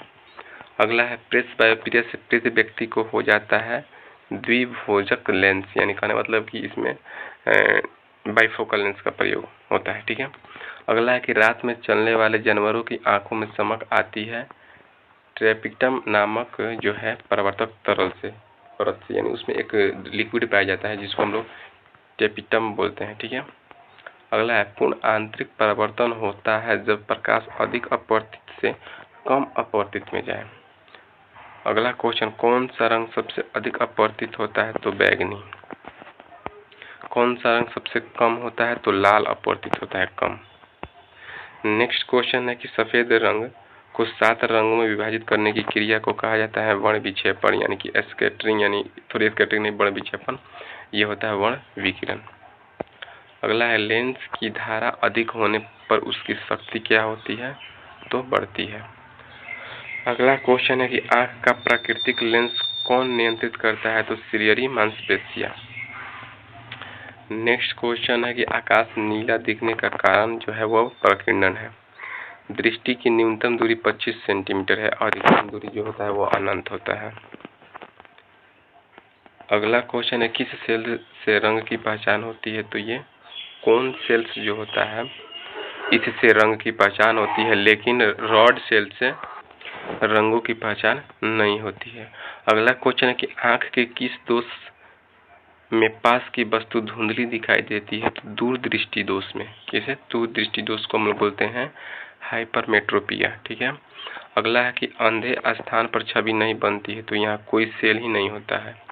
अगला क्वेश्चन है कि मनुष्य की आंख का लेंस किस प्रकार का होता है? तो उत्तल लेंस होता है। दृष्टि वैष्म्य का प्रयोग होता है बेलनाकार लेंस। लेंस की धारा बढ़ने पर शक्ति बढ़ती है। ये क्वेश्चन रिपीटेड है। अगला क्वेश्चन है कि रंगीन छाया का कारण है प्रकीर्णन। नेक्स्ट क्वेश्चन है कि मानव नेत्र में वस्तु की छवि बनती है वास्तविक और उल्टी। टैपिटम क्या है? तो ये एक परावर्तक सतह होता है जो कि जानवरों में पाया जाता है, जिसके कारण आप लोग देखते होंगे कि रातों में जो बिल्ली वगैरह है या कोई जानवर है उसकी आंखें चमकीली दिखाई देती है। अगला क्वेश्चन है कि वर्ण विकिरण में सबसे अधिक विचलन होता है बैंगनी रंग का। सूर्यास्त के समय सूर्य लाल दिखाई देता है प्रकीर्णन के कारण। प्रकाश की न्यूनतम संवेदनशीलता लाल में होती है। अगला क्वेश्चन है 100 नंबर की आंख की सबसे बाहरी पारदर्शी परत जो कि कॉर्निया होता है। देखिए हम लोग पिछले अध्याय का जो अध्याय 1 था प्रकाश का परावर्तन और अपवर्तन, उससे कम क्वेश्चन देखे थे। अब इसमें उससे कुछ और एक्स्ट्रा और अधिक क्वेश्चन को देखेंगे जो कि पीछे छूट गया था, टाइपिंग में इधर आ गया है। ठीक है। क्वेश्चन है कि समतल दर्पण में बनने वाली छवि कैसी होती है? तो सीधी और वास्तविक। नेक्स्ट क्वेश्चन है यदि आपतन कोण 40 डिग्री तो परिवर्तन भी 40। अगला है कि अवतल दर्पण में फोकस हमेशा होता है दर्पण के सामने। ये तो आप लोग जानते हैं। प्रकाश की चाल हवा में कितनी होती है? तो लगभग 3 × 10⁸ मीटर प्रति सेकेंड। उत्तल दर्पण में छवि हमेशा आभासी और सीधी होती है। अपवर्तन तब होता है जब प्रकाश एक माध्यम से दूसरे माध्यम में जाए। अगला है कि जब प्रकाश कम अपवर्तित माध्यम से अधिक अपवर्तित माध्यम में जाती है तो सामान्य की ओर झुक जाती है। अगला क्वेश्चन है कि परावर्तन और अपवर्तन में अंतर होता है माध्यम का। नेक्स्ट क्वेश्चन है कि किसी उत्तल लेंस की शक्ति प्लस दो डायप्टर है तो फोकस दूरी हो जाएगा इसको 0.5 मीटर। आप लोग जानबे करते हैं कि P बराबर होता है 1/f, P की जगह पर 2 बराबर में 1/f, f का मान निकालिएगा तो 1/2 का मान इतना। अगला क्वेश्चन है कि पूर्ण आंतरिक परिवर्तन के लिए आवश्यक है प्रकाश अधिक अपवर्तित कम अपवर्तित में जाए। नेक्स्ट क्वेश्चन है कि यदि लेंस की फोकस दूरी धनात्मक है तो लेंस कौन सा होगा? उत्तल। दृष्टिवैषम्य में कौन सा लेंस होता है? तो बेलनाकार। चलिए अगला क्वेश्चन है कि प्रकाश के प्रकीर्णन से संबंधित घटना जो है ये आकाश का नीला दिखाई देना। सफेद प्रकाश के वर्ण विकिरण में सबसे अधिक विचलित होता है तो बैंगनी और कम विचलित होता है लाल। अगला है कि प्रकाश एक अनुप्रस्थ तरंग है। क्यों? क्योंकि यह कंपन लंबवत करता है। कैसा करता है? यह लंबवत कंपन करता है। ठीक है, चलिए अगला क्वेश्चन है कि उत्तल दर्पण का उपयोग मुख्यतः कहाँ होता है? तो वाहन को जो है वाहनों में पीछे का दृश्य देखने के लिए।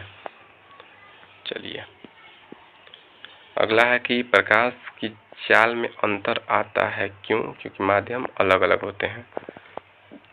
चलिए अगला क्वेश्चन है कि अपवर्तन में कोण बढ़ता है जब प्रकाश सघन माध्यम से कम माध्यम यानी कि विरल माध्यम में जाता है। नेक्स्ट है कि जब प्रकाश पानी से हवा में जाता है तो सामान्य से दूर यानी कि अभिलंब से दूर हो जाता है। अगला क्वेश्चन है कि इंद्रधनुष का निर्माण मुख्यतः होता है पूर्ण आंतरिक परिवर्तन से। नेक्स्ट है पूर्ण आंतरिक परिवर्तन का प्रयोग होता है ऑप्टिकल फाइबर में। नेक्स्ट क्वेश्चन है कि उत्तल दर्पण की छवि का आकार कैसा होता है? तो वस्तु से छोटा। नेक्स्ट है कि अवतल दर्पण में छवि वस्तु से परे। अब देखिए यहाँ पर जो वस्तु से परे है, इन परे का मतलब बाहर, तो ये छवि होगी वास्तविक। अगला है कि जब वस्तु को फोकस और ध्रुव के बीच रखा जाए तो छवि कैसी बनेगी? तो ये आभासी और बड़ी बनती है। अवतल दर्पण का उपयोग किया जाता है सौर कुकर में। नेक्स्ट क्वेश्चन है कि अवतल लेंस का उपयोग होता है दूरदृष्टि दोष में। पावर बराबर है 100/f, तो सूत्र में पावर का मात्रक होगा आपको डाईऑप्टर। रेटिना पर बनने वाली छवि कैसी होती है? तो उल्टी और वास्तविक। समतल दर्पण में छवि कैसी बनती है? तो आभासी। फोकस दूरी नकारात्मक हो तो लेंस अवतल और धनात्मक हो तो उत्तल। ठीक है, अवतल लेंस हमेशा बनाता है आभासी और घटाई हुई प्रतिबिंब। प्रिज्म के कारण सफेद प्रकाश 7 रंगों में बढ़ जाता है जिसे हम लोग वर्ण विक्षेपण बोलते हैं। लेंस का पावर इतना है, इसका मतलब है कि वो लेंस अवतल है। अगला, अवतल लेंस में जब वस्तु फोकस पर रखी है तो छवि अनंत पर बनेगा। ठीक है, नेक्स्ट क्वेश्चन है कि दृष्टि सीमा जो न्यूनतम है वो 25 सेंटीमीटर है और अधिकतम जो है अनंत है। अगला है कि जब प्रकाश जो है सघन, यहाँ पर देना चाहिए, छूट गया है, सघन माध्यम से विरल माध्यम में जाता है तो वेग घटता है। एक सेकेंड रुक जाइए। जब प्रकाश जो है सघन माध्यम से विरल माध्यम में जाता है तो प्रकाश का वेग बढ़ता है। ठीक है, सघन में कम होता है, यहाँ पर वेग बढ़ता है। ठीक है, अगला है उत्तल लेंस का उपयोग किया जाता है दूरबीन में। अगला है प्रकाश की तरंगदैर्घ्य सबसे कम जो है बैंगनी का होता है, सबसे ज़्यादा लाल का होता है। अगला है कि सबसे कम विचलित होने वाला रंग जो कि लाल है। ठीक है, अगला क्वेश्चन, परिवर्तन और अपवर्तन के नियम में क्या समानता है? तो दोनों किरण सामान्य और परावर्तन अपवर्तन के किरण एक तल में होते हैं। अगला है कि उत्तल लेंस द्वारा सूर्य की छवि किस पर बन जाती है? तो स्क्रीन पर बनती है। ठीक है, चलिए नेक्स्ट क्वेश्चन, जब प्रकाश अधिक अपवर्तित से कम में प्रवेश करती है तो सामान्य से दूर चली जाती है। क्रांतिक कोण किसके लिए प्रयोग होता है? तो पूर्ण आंतरिक परिवर्तन के लिए। प्रिज्म में वर्ण विकिरण सबसे पहले बताया तो न्यूटन ने बताया था। उत्तल दर्पण में हमेशा बनता है आभासी और छोटी प्रतिबिंब। अगला क्वेश्चन है कि अवतल दर्पण में वस्तु को अगर केंद्र पर फोकस पर रखिएगा तो प्रतिबिंब वास्तविक उल्टी और बड़ी बनेगा। अगला है कि अपवर्तन में प्रकाश की दिशा बदलती है क्योंकि तरंगदैर्घ्य बदलता है। अगला क्वेश्चन है कि आंख की पुतली का कार्य होता है आपको प्रकाश को नियंत्रित करना। नेक्स्ट क्वेश्चन है कि वास्तविक छवि को कहाँ देखा जाता है? तो पर्दे यानी स्क्रीन पर। प्रकाश के वर्णविकिरण में 7 रंगों में सबसे अधिक विचलन किसका होता है? तो बैंगनी का, और सबसे कम होता है तो लाल का। चलिए, अब जो है ये आपका चैप्टर खत्म हो चुका है। 2 चैप्टर, प्रकाश का परावर्तन और अपवर्तन एवं मानव नेत्र रंग बिरंगा संसार। अब अगला चैप्टर है आपका अध्याय 3, विद्युत इलेक्ट्रिसिटी। ठीक है, ये क्वेश्चन हम लोग अब मतलब इस चैप्टर का क्वेश्चन हम लोग देखेंगे। ठीक है, चलिए, इसमें पहला क्वेश्चन है कि विद्युत धारा की इकाई है, तो ये एम्पियर। अगला है विद्युत धारा को मापने के लिए किसका प्रयोग किया जाता है? तो एमीटर। विभवांतर की इकाई वोल्ट। ये तो आसान क्वेश्चन है। ये ओम का नियम V बराबर IR। ओम की इकाई ओम, यानी कि ओम की सबसे छोटी इकाई ओम हो गई, या ओम में मापते हैं ये। ठीक है,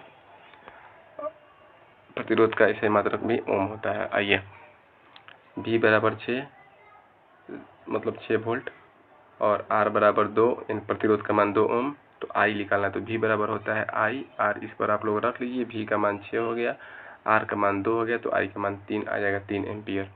कंडक्टर का प्रतिरोध किस पर निर्भर करता है? तो लंबाई पर। विद्युत धारा की दिशा होती है धन आवेश से ऋण आवेश की ओर। आवेश की इकाई कूलम। एक कूलम कितने इलेक्ट्रॉन के बराबर होते हैं? तो ये होते हैं 6.25 × 10⁻18। ठीक है, आइए, विद्युत ऊर्जा की इकाई क्या होती है? तो ये किलोवाट घंटा। विद्युत शक्ति की इकाई वाट। 1 किलोवाट बराबर 1000 वाट होता है। चलिए, अगला क्वेश्चन है कि किसी विद्युत शक्ति 100 वाट का है और समय 2 घंटे है, तो ऊर्जा कितना हो जाएगा? तो कुछ नहीं करना है, P और इंटू T कर देना है, तो आपको ऊर्जा निकल करके आ जाएगा। तो ये 200 वाट हो जाएगा, किलोवाट हो जाएगा। और कि श्रृंखला में जोड़ने पर कुल प्रतिरोध, तो R बराबर होता है आपको यहाँ पर R1, R2, R3 और R4 जैसे डॉट डॉट करते चले जाइएगा। और समानांतर में क्या होता है? इक्विवेलेंट। R इक्विवेलेंट बराबर होता है 1/R1 + 1/R2 प्लस में यही होते जाता है। तो ये हो जाएगा आपको ऑप्शन नंबर B। चलिए, अब जो है नेक्स्ट क्वेश्चन है कि विद्युत ताप प्रभाव की खोज किसने किया था? तो जूल ने किया था। ठीक है, अगला है कि जूल का नियम H बराबर I² RT होता है। नेक्स्ट है कि शुद्ध प्रतिरोध तब बढ़ता है जब लंबाई बढ़ेगी। विद्युत धारा का प्रभाव हेतु आवश्यक है विद्युत स्रोत। अगला है कि 1 एम्पियर बराबर होता है 1 कूलाम प्रति सेकेंड, ये चाहे 1 कूलाम प्रति 1 सेकेंड। अगला है एक चालक में विद्युत धारा नहीं प्रभावित होती है यदि सर्किट खुला हो। अगला है विद्युत धारा का SI मात्रक, तो ये होता है एम्पियर। अब अगला है कि इलेक्ट्रॉन पर आवेश कितना होता है? तो -1.6 × 10⁻90 कूलम। अगला है कि विद्युत सर्किट दर्शाने का उपयोग होता है आरेख। अगर मान लीजिए कि R का मान इतना है, V का मान इतना है, तो I का मान आप लोग याद नहीं कर सकते हैं, V बराबर IR से। ठीक है, हो जाएगा। अगला, विद्युत धारा को दर्शाने के लिए उसका उपयोग किया जाता है एमीटर, यानी एमीटर का प्रयोग किया जाता है। श्रृंखला में वोल्टेज कैसे बढ़ता है? तो अनुपात में बढ़ता है। विद्युत ऊर्जा का SI मात्रक जूल होता है। चलिए, एक सेकंड। ठीक है, आइए, अगला क्वेश्चन है, घरेलू मीटर ऊर्जा मापता है किलोवाट घंटा में। अगर I का मान इतना, R का मान इतना, T का मान इतना, तो H का मान नहीं निकाल सकते हैं। H बराबर अभी तो बताए हैं I² RT वाला पे, तो यहाँ से आप लोग निकाल सकते हैं। सिर्फ मान रखना, बस आपको फार्मूला मतलब याद होना चाहिए। और हम NCERT का नोट्स दिए हैं और बेहतरीन नोट्स है, उसमें कुछ हम शॉर्ट नोट्स भी दिए हैं ताकि आप लोग अच्छे तरीके से उसको रिवीजन कर सकते हैं। चलिए, अगला है कि कूलाम और वोल्ट का अनुपात कैसा होता है? तो जूल होता है कूलाम और वोल्ट का। ठीक है, यानी कि जो कार्य कीजिएगा तो आवेश और जो वोल्ट का अनुपात होगा तो है ना जाकर जूल आएगा। अब है कि V बराबर इतना, I बराबर इतना, तो R का मान एकदम आसान चीज़ है, आप लोग याद कर सकते हैं इसको। सिर्फ फार्मूला रखना V बराबर IR से, तो ये आ जाएगा 5 ओम। नेक्स्ट है विद्युत शक्ति P बराबर क्या होगा? P बराबर VI। P बराबर क्या होता है जी? P बराबर VI होता है। ठीक है, नेक्स्ट क्वेश्चन है कि कोई यंत्र 1000 वाट बिजली लेता है तो 5 घंटे में खपत कितना हो जाए? 5000 किलोवाट। इसमें भी क्या सोचना है आपको, 1000 से भाग दीजिएगा वाट में तो 1 वाट आ जाएगा, 5 में गुणा कर दीजिएगा तो 5 वाट हो जाएगा। ठीक है, सिर्फ फार्मूला आपको याद रखना है जो कि हम पहले बता दिए आप लोग को।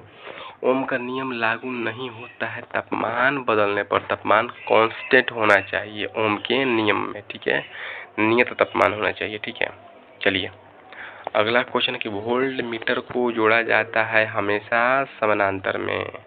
यदि किसी तार की लंबाई दुगुना हो जाए और क्षेत्रफल को आधा कर दिया जाए तो प्रतिरोध क्या होगा, तो ये 4 गुना हो जाएगा। ठीक है, आप लोग जानते हैं कि R बराबर क्या होता है, रो L बाई ए। अगर लंबाई को क्या करना है 2 गुना तो 2L, क्षेत्रफल को आधा कीजिएगा तो 1/2 ऊपर चल जाएगा, 2 2 दूना का 4 गुना हो जाएगा। अगला है प्रतिरोध की इकाई ओम मीटर होती है।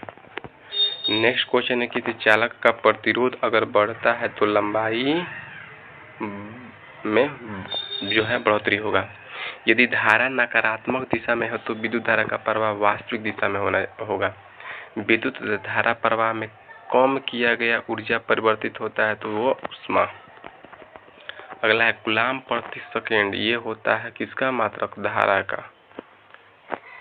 अभी ये आपको कहाँ से पता चलेगा, तो आप लोग जानते हैं कि Q बराबर क्या होता है IT, Q बराबर IT, धारा का निकालना है तो Q/T हो जाएगा। I अगर निकालना हो तो Q यानी ये हो गया कूलाम, T मतलब सेकेंड, तो ये धारा निकालेगा।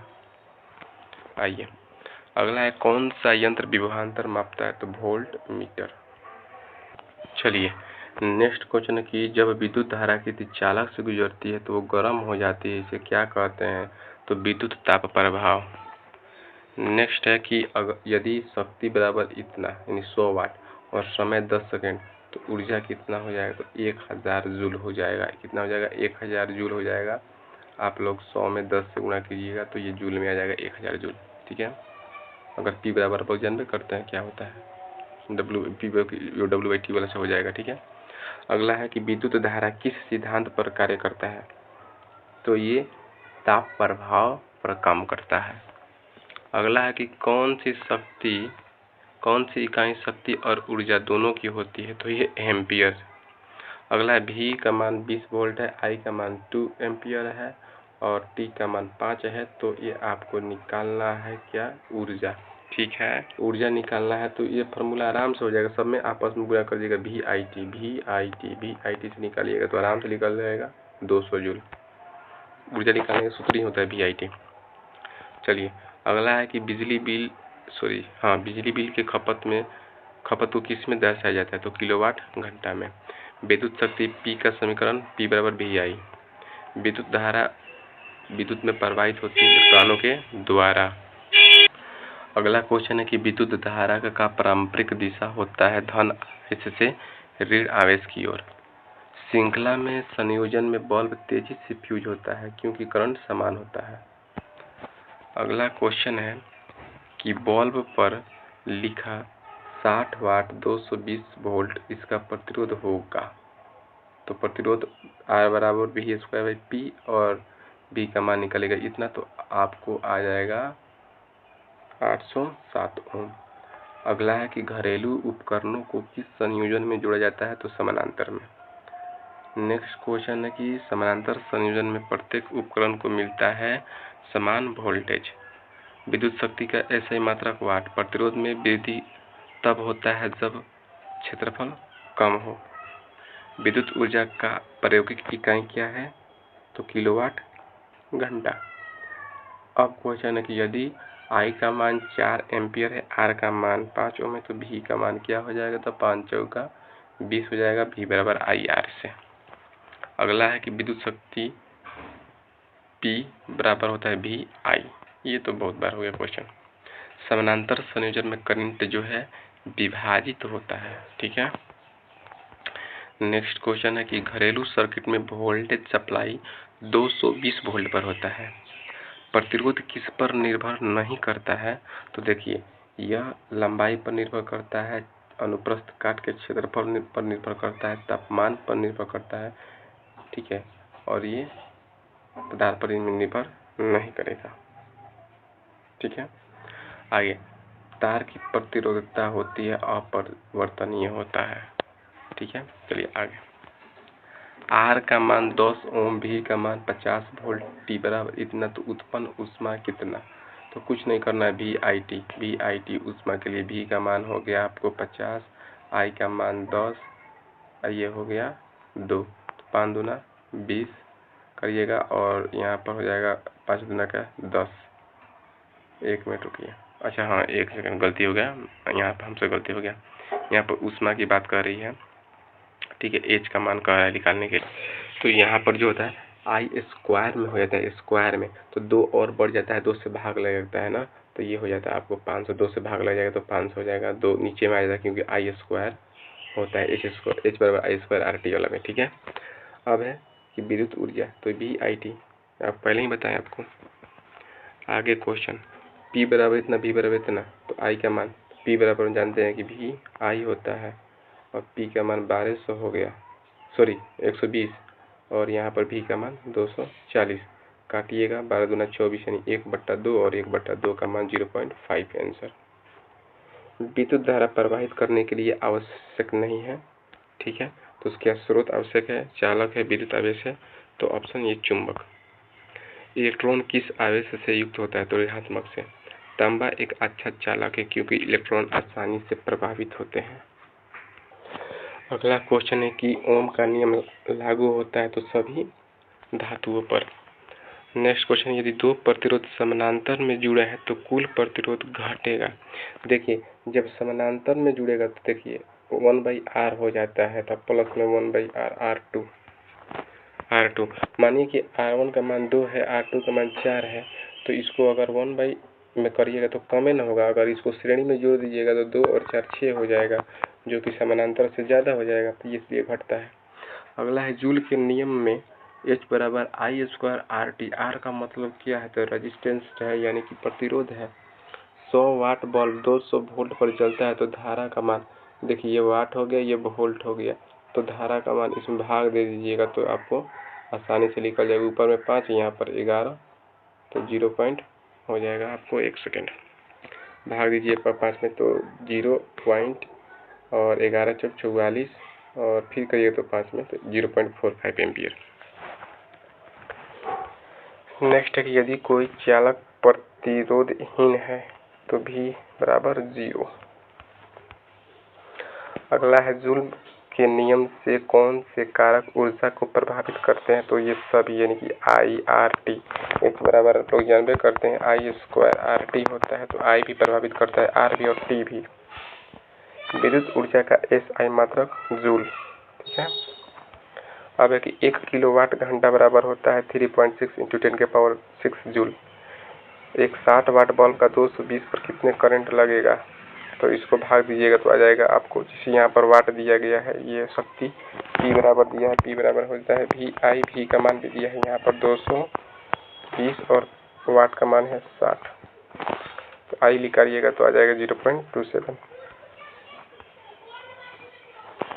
विद्युत बल्ब का चमकना किसका परिमाण है, तो यह है तापीय प्रभाव।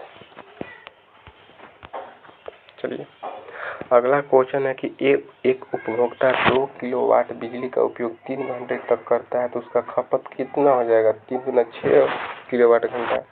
अगला है यदि कोई चालक बहुत पतला और लंबा हो तो प्रतिरोध अधिक होगा। किस यंत्र को विद्युत पथ से हटाया नहीं जा सकता है, तो विद्युत स्रोत को। विद्युत शक्ति को किस उपकरण से मापा जाता है, तो वोल्टमीटर से। अगर 220 वोल्ट 1000 वाट वाला यंत्र 2 घंटे तक चलता है तो कुल ऊर्जा की खपत कितनी होगी, ठीक है। तो इसका आंसर जो है आपका 2 किलोवाट घंटा होगा। कैसे होगा देख लीजिए। तो सबसे पहले यहाँ पर वोल्ट दिया है और यहाँ पर घंटा दिया है, 2 घंटे को आप लोग सेकेंड में बदल दीजिएगा, तो यहाँ से आई का मान निकालिएगा, आई का मान निकालने से एच का मान निकलेगा आई स्क्वायर आर टी से, तब जा करके 2 किलोवाट घंटा आ जाएगा, ठीक है। अब है विद्युत प्रतिरोध में ओपन सर्किट का मतलब होता है धारा नहीं बह रहा है।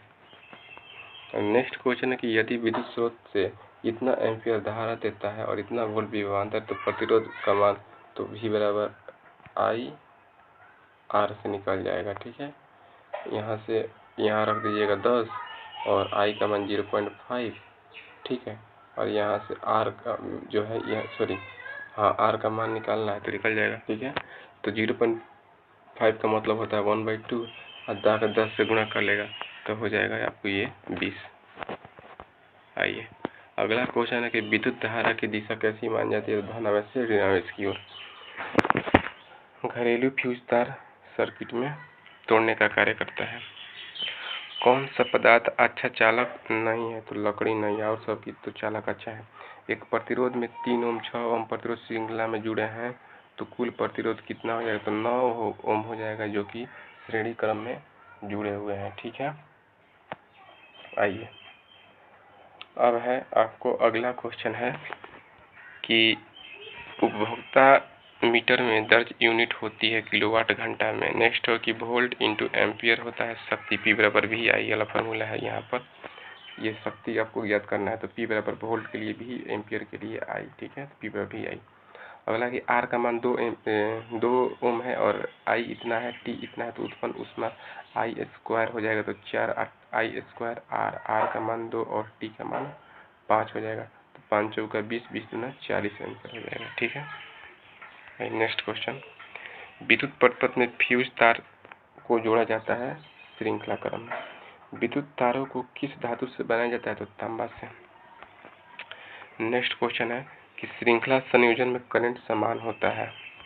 अगला, किसी चालक का क्षेत्रफल दोगुना करने पर प्रतिरोध आधा हो जाता है, जिसे R बराबर होता है रो एल बाई ए। तो यहाँ क्षेत्रफल को दोगुना कीजिएगा, क्षेत्रफल को यहाँ दोगुना कीजिएगा, ये दोगुना होगा तो ये R आधा हो जाएगा, और 1/2 ही तो होता है इनवर्स। अब ये है कि 240 वोल्ट और 60 वाट का बल्ब का धारा का मान कितना हो जाएगा। देखिए ये तो वाट हो गया शक्ति, तो 60 हो गया, और P बराबर था V, तो V का मान 240, I का मान ज्ञात करना है तो I यह हो जाएगा आपको बट्टे में 240 1/4 और 1/4 न हो रहा है जी, 6 चौके 24 1/4 0.25 एम्पियर इसका आंसर होना चाहिए। थोड़ा सा इसमें गड़बड़ है थोड़ा आंसर में। ठीक है, तो अगला है विद्युत धारा में बहने वाले आवेश गति में होते हैं। नेक्स्ट क्वेश्चन, सबसे अच्छा चालक जो है ये चांदी होता है। अगला, विद्युत शक्ति I स्क्वायर R का उपयोग तब किया जाता है जब केवल IR ज्ञात हो। अब है क्वेश्चन कि I बराबर Q/T, सूत्र में Q का मतलब कूलाम है। विद्युत और विद्युत धारा का अनुपात होता है प्रतिरोध, जिसे आप लोग देखे होंगे विभवांतर और विद्युत धारा का अनुपात, ये हो गया, ये I हो गया, तो इसका अनुपात क्या होता है, प्रतिरोध R, क्योंकि आप लोग जानते हैं V बराबर होता है IR। अगर आपको R ज्ञात करना हो तो इस I को गुणा में तो भाग में ले जाइएगा, तो इसका अनुपात प्रतिरोध निकलेगा। 1 वाट बराबर होता है 1 जूल प्रति सेकेंड। अगला क्वेश्चन है कि कौन सा यंत्र करंट के मापन में प्रयोग होता है, तो ये है अमीटर। विद्युत धारा का प्रभाव किस पर निर्भर नहीं करता है, तो चलिए के पदार्थ पर जो निर्भर करता है, और ये ऊंचाई पर निर्भर नहीं करता है। ठीक है, अब है कि किसी चालक का प्रतिरोध तब बढ़ता है जब ताप बढ़े। विद्युत शक्ति में वृद्धि किससे होती है, तो वोल्टेज बढ़ने से होती है।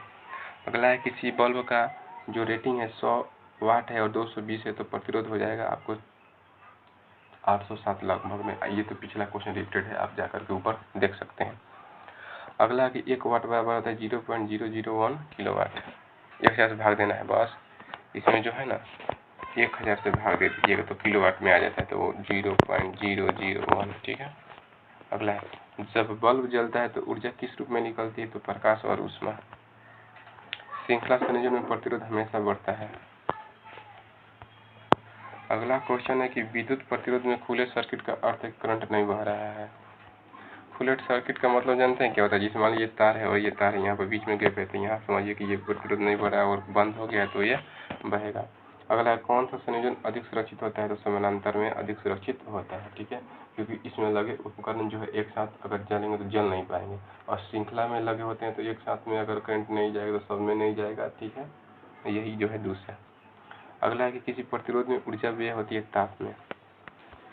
नेक्स्ट क्वेश्चन है कि वोल्ट एम्पियर क्या देता है, वाट देता है, यानी कि P बराबर होता है VI। ठीक है, ये हो गया आपको विद्युत से क्वेश्चन। अब है विद्युत धारा और उसके चुंबकीय प्रभाव से क्वेश्चन। ठीक है, पहला क्वेश्चन है कि चुंबकीय प्रभाव का सिद्धांत किसने दिया, तो ये आर्स्टेड ने दिया था। विद्युत धारा के चुंबकीय प्रभाव को किसने सर्वप्रथम प्रदर्शित किया, तो ये आर्स्टेड। अगला क्वेश्चन है कि जब किसी चालक में धारा प्रवाहित होती है तो चारों ओर उत्पन्न होता है चुंबकीय क्षेत्र। विद्युत चुंबकीय इंडक्शन की खोज फैराडे ने किया था। चुंबकीय क्षेत्र की दिशा ज्ञात करने के लिए राइट हैंड रूल का प्रथम नियम जो है इसमें लगता है। फ्लेमिंग का बाएं हाथ का नियम किसके लिए उपयोग होता है? तो मोटर में होता है। ठीक है, नेक्स्ट क्वेश्चन, फ्लेमिंग का दायां हाथ का नियम जनरेटर में होता है। विद्युत मोटर किस सिद्धांत पर कार्य करता है? तो चुंबकीय प्रभाव पर। विद्युत मोटर में ऊर्जा परिवर्तन होता है विद्युत से यांत्रिक में। नेक्स्ट क्वेश्चन है कि चुंबकीय क्षेत्र रेखाएं होती है बंद वक्र और कभी भी एक दूसरे को काटती नहीं है। एक चालक में विद्युत धारा की दिशा बदलने पर चुंबकीय क्षेत्र बदलती है। कंपास का प्रयोग होता है दिशा प्राप्त करने में। नेक्स्ट क्वेश्चन है कि विद्युत चुंबक में चुंबकत्व निर्भर करता है आपको धारा की मात्रा पर। विद्युत जनित्र में ऊर्जा परिवर्तन होता है यांत्रिक से विद्युत। डीसी मोटर में धारा की दिशा बदलने का प्रयोग होता है स्प्लिट रिंग का। चुंबकीय क्षेत्र को मापने के लिए टेस्ला का प्रयोग होता है। नेक्स्ट है विद्युत जनित्र का प्रमुख कार्य होता है ऊर्जा उत्पन्न करना। विद्युत जनित्र का सिद्धांत विद्युत चुंबकीय प्रेरण सिद्धांत पर कार्य करता है। एक विद्युत चुंबक में चुंबकत्व हटाया जाता है धारा को रोक कर। नेक्स्ट क्वेश्चन है कि अस्थायी चुंबक में कौन सा उपकरण होता है? तो कंपास। चुंबकीय क्षेत्र की दिशा क्या निर्धारित करती है? धारा की दिशा। विद्युत चुंबक में किस धातु का प्रयोग होता है? तो ये लोहा का प्रयोग होता है। नेक्स्ट क्वेश्चन है कि मोटर में ब्रश का कार्य होता है संपर्क बनाना। जनित्र में एसी या डीसी प्राप्त होता है? केवल एसी। घरेलू विद्युत आपूर्ति एसी से होती है। भारत में एसी का आवृत्ति 50 हर्ट्ज होती है। एसी करंट का पूरा नाम होता है अल्टरनेटिंग करंट। डायनेमो किसका उदाहरण है? तो जनित्र का उदाहरण है। चुंबकीय क्षेत्र की दिशा निर्धारित करने का प्रयोग होता है थंब रूल का। नेक्स्ट है कि विद्युत मोटर किस बल से होता है? तो चुंबकीय बल से। अधिक धारा से उपकरणों की रक्षा हेतु प्रयोग होता है फ्यूज। फ्यूज तार का कार्य होता है करंट को रोकना। विद्युत मोटर का उपयोग नहीं होता है जनित्र में। जनित्र में कौन सा यंत्र एसी को डीसी में बदलता है? तो डायोड। जनित्र का कार्य होता है गति से विद्युत बनाना। स्प्लिट रिंग की सहायता से प्राप्त होता है अस्थायी करंट। चलिए नेक्स्ट क्वेश्चन है कि विद्युत मोटर का उपयोग नहीं होता है? तो बल्ब में। विद्युत क्षेत्र का घनत्व होता है अधिक केंद्र में। इलेक्ट्रिक व्हील किस सिद्धांत पर कार्य करता है? तो विद्युत चुंबकीय प्रभाव पर। ठीक है, चलिए नेक्स्ट क्वेश्चन है कि चुंबकीय बल किस पर निर्भर करता है? तो धारा पर।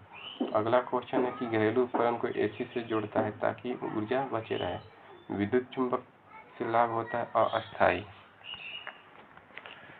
अगला क्वेश्चन है कि जनित्र में रोटर घुमाने से उत्पन्न होता है करंट। फ्लेमिंग का बायां हाथ नियम किसे दर्शाता है? तो बल की दिशा को। चुंबकीय क्षेत्र रेखाएं हमेशा बंद होती है। कंपास में किस धातु का प्रयोग होता है? तो स्टील का।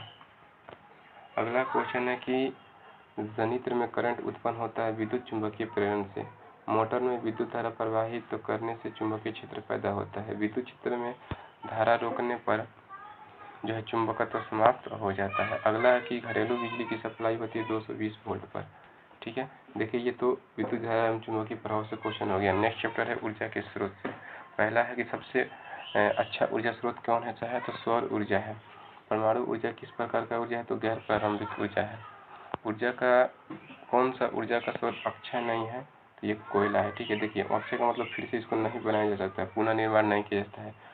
पेट्रोलियम किसका उदाहरण है? तो ये प्रारंभिक ऊर्जा का है। बायोगैस मुख्यतः कौन सी गैस होती है? तो मीथेन होती है। अगला क्वेश्चन है कि पवन चक्की किस प्रकार की ऊर्जा को यांत्रिक ऊर्जा में बदलती है? तो पवन को। ताप विद्युत संयंत्र में ईंधन के रूप में प्रयोग होता है कोयला। जल विद्युत ऊर्जा उत्पन्न करती है बहुत जल से। सौर ऊर्जा का लाभ है कि असीमित स्रोत है ये। गोबर गैस से संयंत्र में अपशिष्ट पदार्थ का प्रयोग होता है उर्वरक के रूप में। हाइड्रो पावर स्टेशन से ऊर्जा उत्पन्न होती है गतिज ऊर्जा। अगला क्वेश्चन है कि ऊर्जा का सबसे अच्छा स्रोत है सूर्य, सौर ऊर्जा। अगला है कि बायोगैस क्या होता है? तो ये लकड़ी है। ठीक है, इसमें सौर कुकर किस सिद्धांत पर कार्य करता है? तो परावर्तन पर। भारत का पहला परमाणु केंद्र कहाँ है? तो ये तारापुर में है। पेट्रोलियम को कहा जाता है तरल सोना। ऊर्जा का अक्षय स्रोत है जो कि सूर्य है। कौन सा ईंधन सबसे कम प्रदूषण करता है? तो बायोगैस। ताप विद्युत संयंत्र में ऊर्जा किस रूप में परिवर्तित होती है? तो रसायन रासायनिक से ताप से विद्युत में। ठीक है, अगला क्वेश्चन आइए। सबसे अधिक प्रयुक्त जीवाश्म ईंधन जो है कोयला है। खनिज तेल का उपयोग होता है बिजली बनाने में, सौर पैनल को परिवर्तित करता है सूर्य ऊर्जा को विद्युत ऊर्जा में। कौन सा ऊर्जा स्रोत मौसम पर निर्भर करता है? तो सौर ऊर्जा। जल विद्युत संयंत्र में कौन सा ऊर्जा परिवर्तित होती है? तो गतिज से विद्युत में। ऊर्जा संकट से बचने का उपाय है ऊर्जा का संरक्षण करना। अगला क्वेश्चन है कि सूर्य की ऊर्जा किस प्रकार से प्राप्त होती है? तो फ्यूजन से। अगला, सौर ऊर्जा का मुख्य लाभ क्या है? तो प्रदूषण रहित होता है। निम्न में से कौन सा अक्षय स्रोत नहीं है? तो यह है कोयला। निम्न में कौन वैकल्पिक ऊर्जा है? तो सौर ऊर्जा वैकल्पिक ऊर्जा है। बायोगैस संयंत्र में उत्पादित ठोस अपशिष्ट को क्या कहते हैं? तो जैविक खाद कहते हैं। कोयले का प्रमुख घटक क्या होता है? तो ये कार्बन होता है। ऊर्जा के नवीकरणीय स्रोत का उदाहरण क्या है? तो यह है ऊर्जा सौर ऊर्जा। अगला, परमाणु ऊर्जा किससे प्राप्त होती है? तो यूरेनियम से। सबसे अच्छा ईंधन कौन सा है? तो एलपीजी है। ऊर्जा संरक्षण का अर्थ होता है कम अपव्यय करना। जल विद्युत संयंत्र में टरबाइन घूमती है जल के धारा से। पवन ऊर्जा संयंत्र को क्या कहा जाता है? पवन चलित ऊर्जा। भारत में ऊर्जा उत्पादन का प्रमुख राज्य तमिलनाडु है। सूर्य से प्राप्त ऊर्जा को सीधे प्रयोग में लाने का कार्य सौर कुकर करता है। अगला कि नाभिकीय विखंडन से प्राप्त ऊर्जा को कहते हैं परमाणु ऊर्जा। ईंधन खनिज ईंधन कौन से है? तो कोयला है। अक्षय ऊर्जा के स्रोत क्या है? तो सौर ऊर्जा है। विद्युत उत्पादन के सर्वोत्तम ऊर्जा स्रोत जल ऊर्जा है। सूर्य में ऊर्जा का स्रोत क्या है? संलयन प्रतिक्रिया। ठीक है, हाइड्रोजन और हीलियम का संलयन। फ्यूजन किसमें होता है? सूर्य में होता है। सौर कुकर में शीशे का प्रयोग क्यों नहीं होता है? प्रकाश को प्रतिबिंब क्यों होता है? तो प्रकाश को प्रतिबिंब करने के लिए। जल विद्युत संयंत्र किसके लिए आवश्यक है? तो बांध। तेल प्राकृतिक गैस नियम। ओएनजीसी का मुख्यालय पेट्रोलियम खोज का है। मुख्य कार्य क्या है? पेट्रोलियम मुख्यालय नहीं, पेट्रोलियम खोज के लिए। एलपीजी का पूरा नाम लिक्विफाइड जो है लिक्विड पेट्रोलियम गैस है। अक्षय ऊर्जा स्रोतों के प्रयोग से क्या लाभ होता है? तो ये पर्यावरण संरक्षण जो है इसका लाभ होता है। चलिए देखिए, हम लोग जो है एनसीईआरटी का पूरा क्वेश्चन जो है साइंस का क्लास 9th और 10th का ओवरऑल रिव्यू देख लिए हैं। ठीक है, लेकिन हम आपको बता दें कि पूरा फुल्ली एनसीईआरटी नोट्स आप लोग चाहते हैं, पूरा का पूरा फुल्ली एनसीईआरटी आपका अगर आप लोग नोट्स चाहते हैं तो वो नोट्स आपको हेड राइटिंग में और कुछ टाइपिंग में मिल जाएगा हमारे टेलीग्राम ग्रुप में। तो आप वीडियो के डिस्क्रिप्शन में टेलीग्राम का जो है लिंक दिए हैं, उस लिंक पर जा करके आप लोग जो है ऐड हो जाइएगा और वहाँ से आपको जो है एक स्कैनर मिलेगा। उस स्कैनर पर जो है डिस्काउंट चल रहा है जिसका दाम 49 रुपया था, लेकिन डिस्काउंट में 25 रुपया कर दिया गया है, जिसमें आपको साइंस का पूरा नोट्स मिल जाएगा। साइंस के साथ साथ आपको ज्योग्राफी, हिस्ट्री, वर्ल्ड हिस्ट्री भी, मॉडर्न हिस्ट्री भी, सब हिस्ट्री, ठीक है, पॉलिटी भी, और साथ में हम साइंस का 1000 प्लस क्वेश्चन जैसे फिजिक्स हो गया, केमिस्ट्री हो गया, बायोलॉजी हो गया, ये सब भी करवा रहे हैं। तो वहाँ पर सारा आपको जो है पीडीएफ मिल जाएगा। और ख़ास करके जो है आपको साइंस के लिए जो है क्लास 9th और 10th का जो है पूरा का पूरा आपको फुल्ली एनसीईआरटी बुक्स का निचोड़ ही उस पीडीएफ में मिल जाएगा। अगर आपको लेना चाहते हैं तो जा करके आप उस टेलीग्राम ग्रुप में जुड़ करके ले सकते हैं। ठीक है, मिलते हैं अगले वीडियो में। अगर किस प्रकार के आपका वीडियो चाहिए, किस सब्जेक्ट पर चाहिए, तो आप कमेंट जरूर कीजिएगा। और हाँ, आपको ये कैसा वीडियो लगा आप कमेंट में कमेंट जरूर कीजिएगा। ठीक है, थोड़ा सा मोटिवेशनल मिलता है। और चैनल को सब्सक्राइब जरूर कर लीजिएगा। ठीक है, जय हिंद।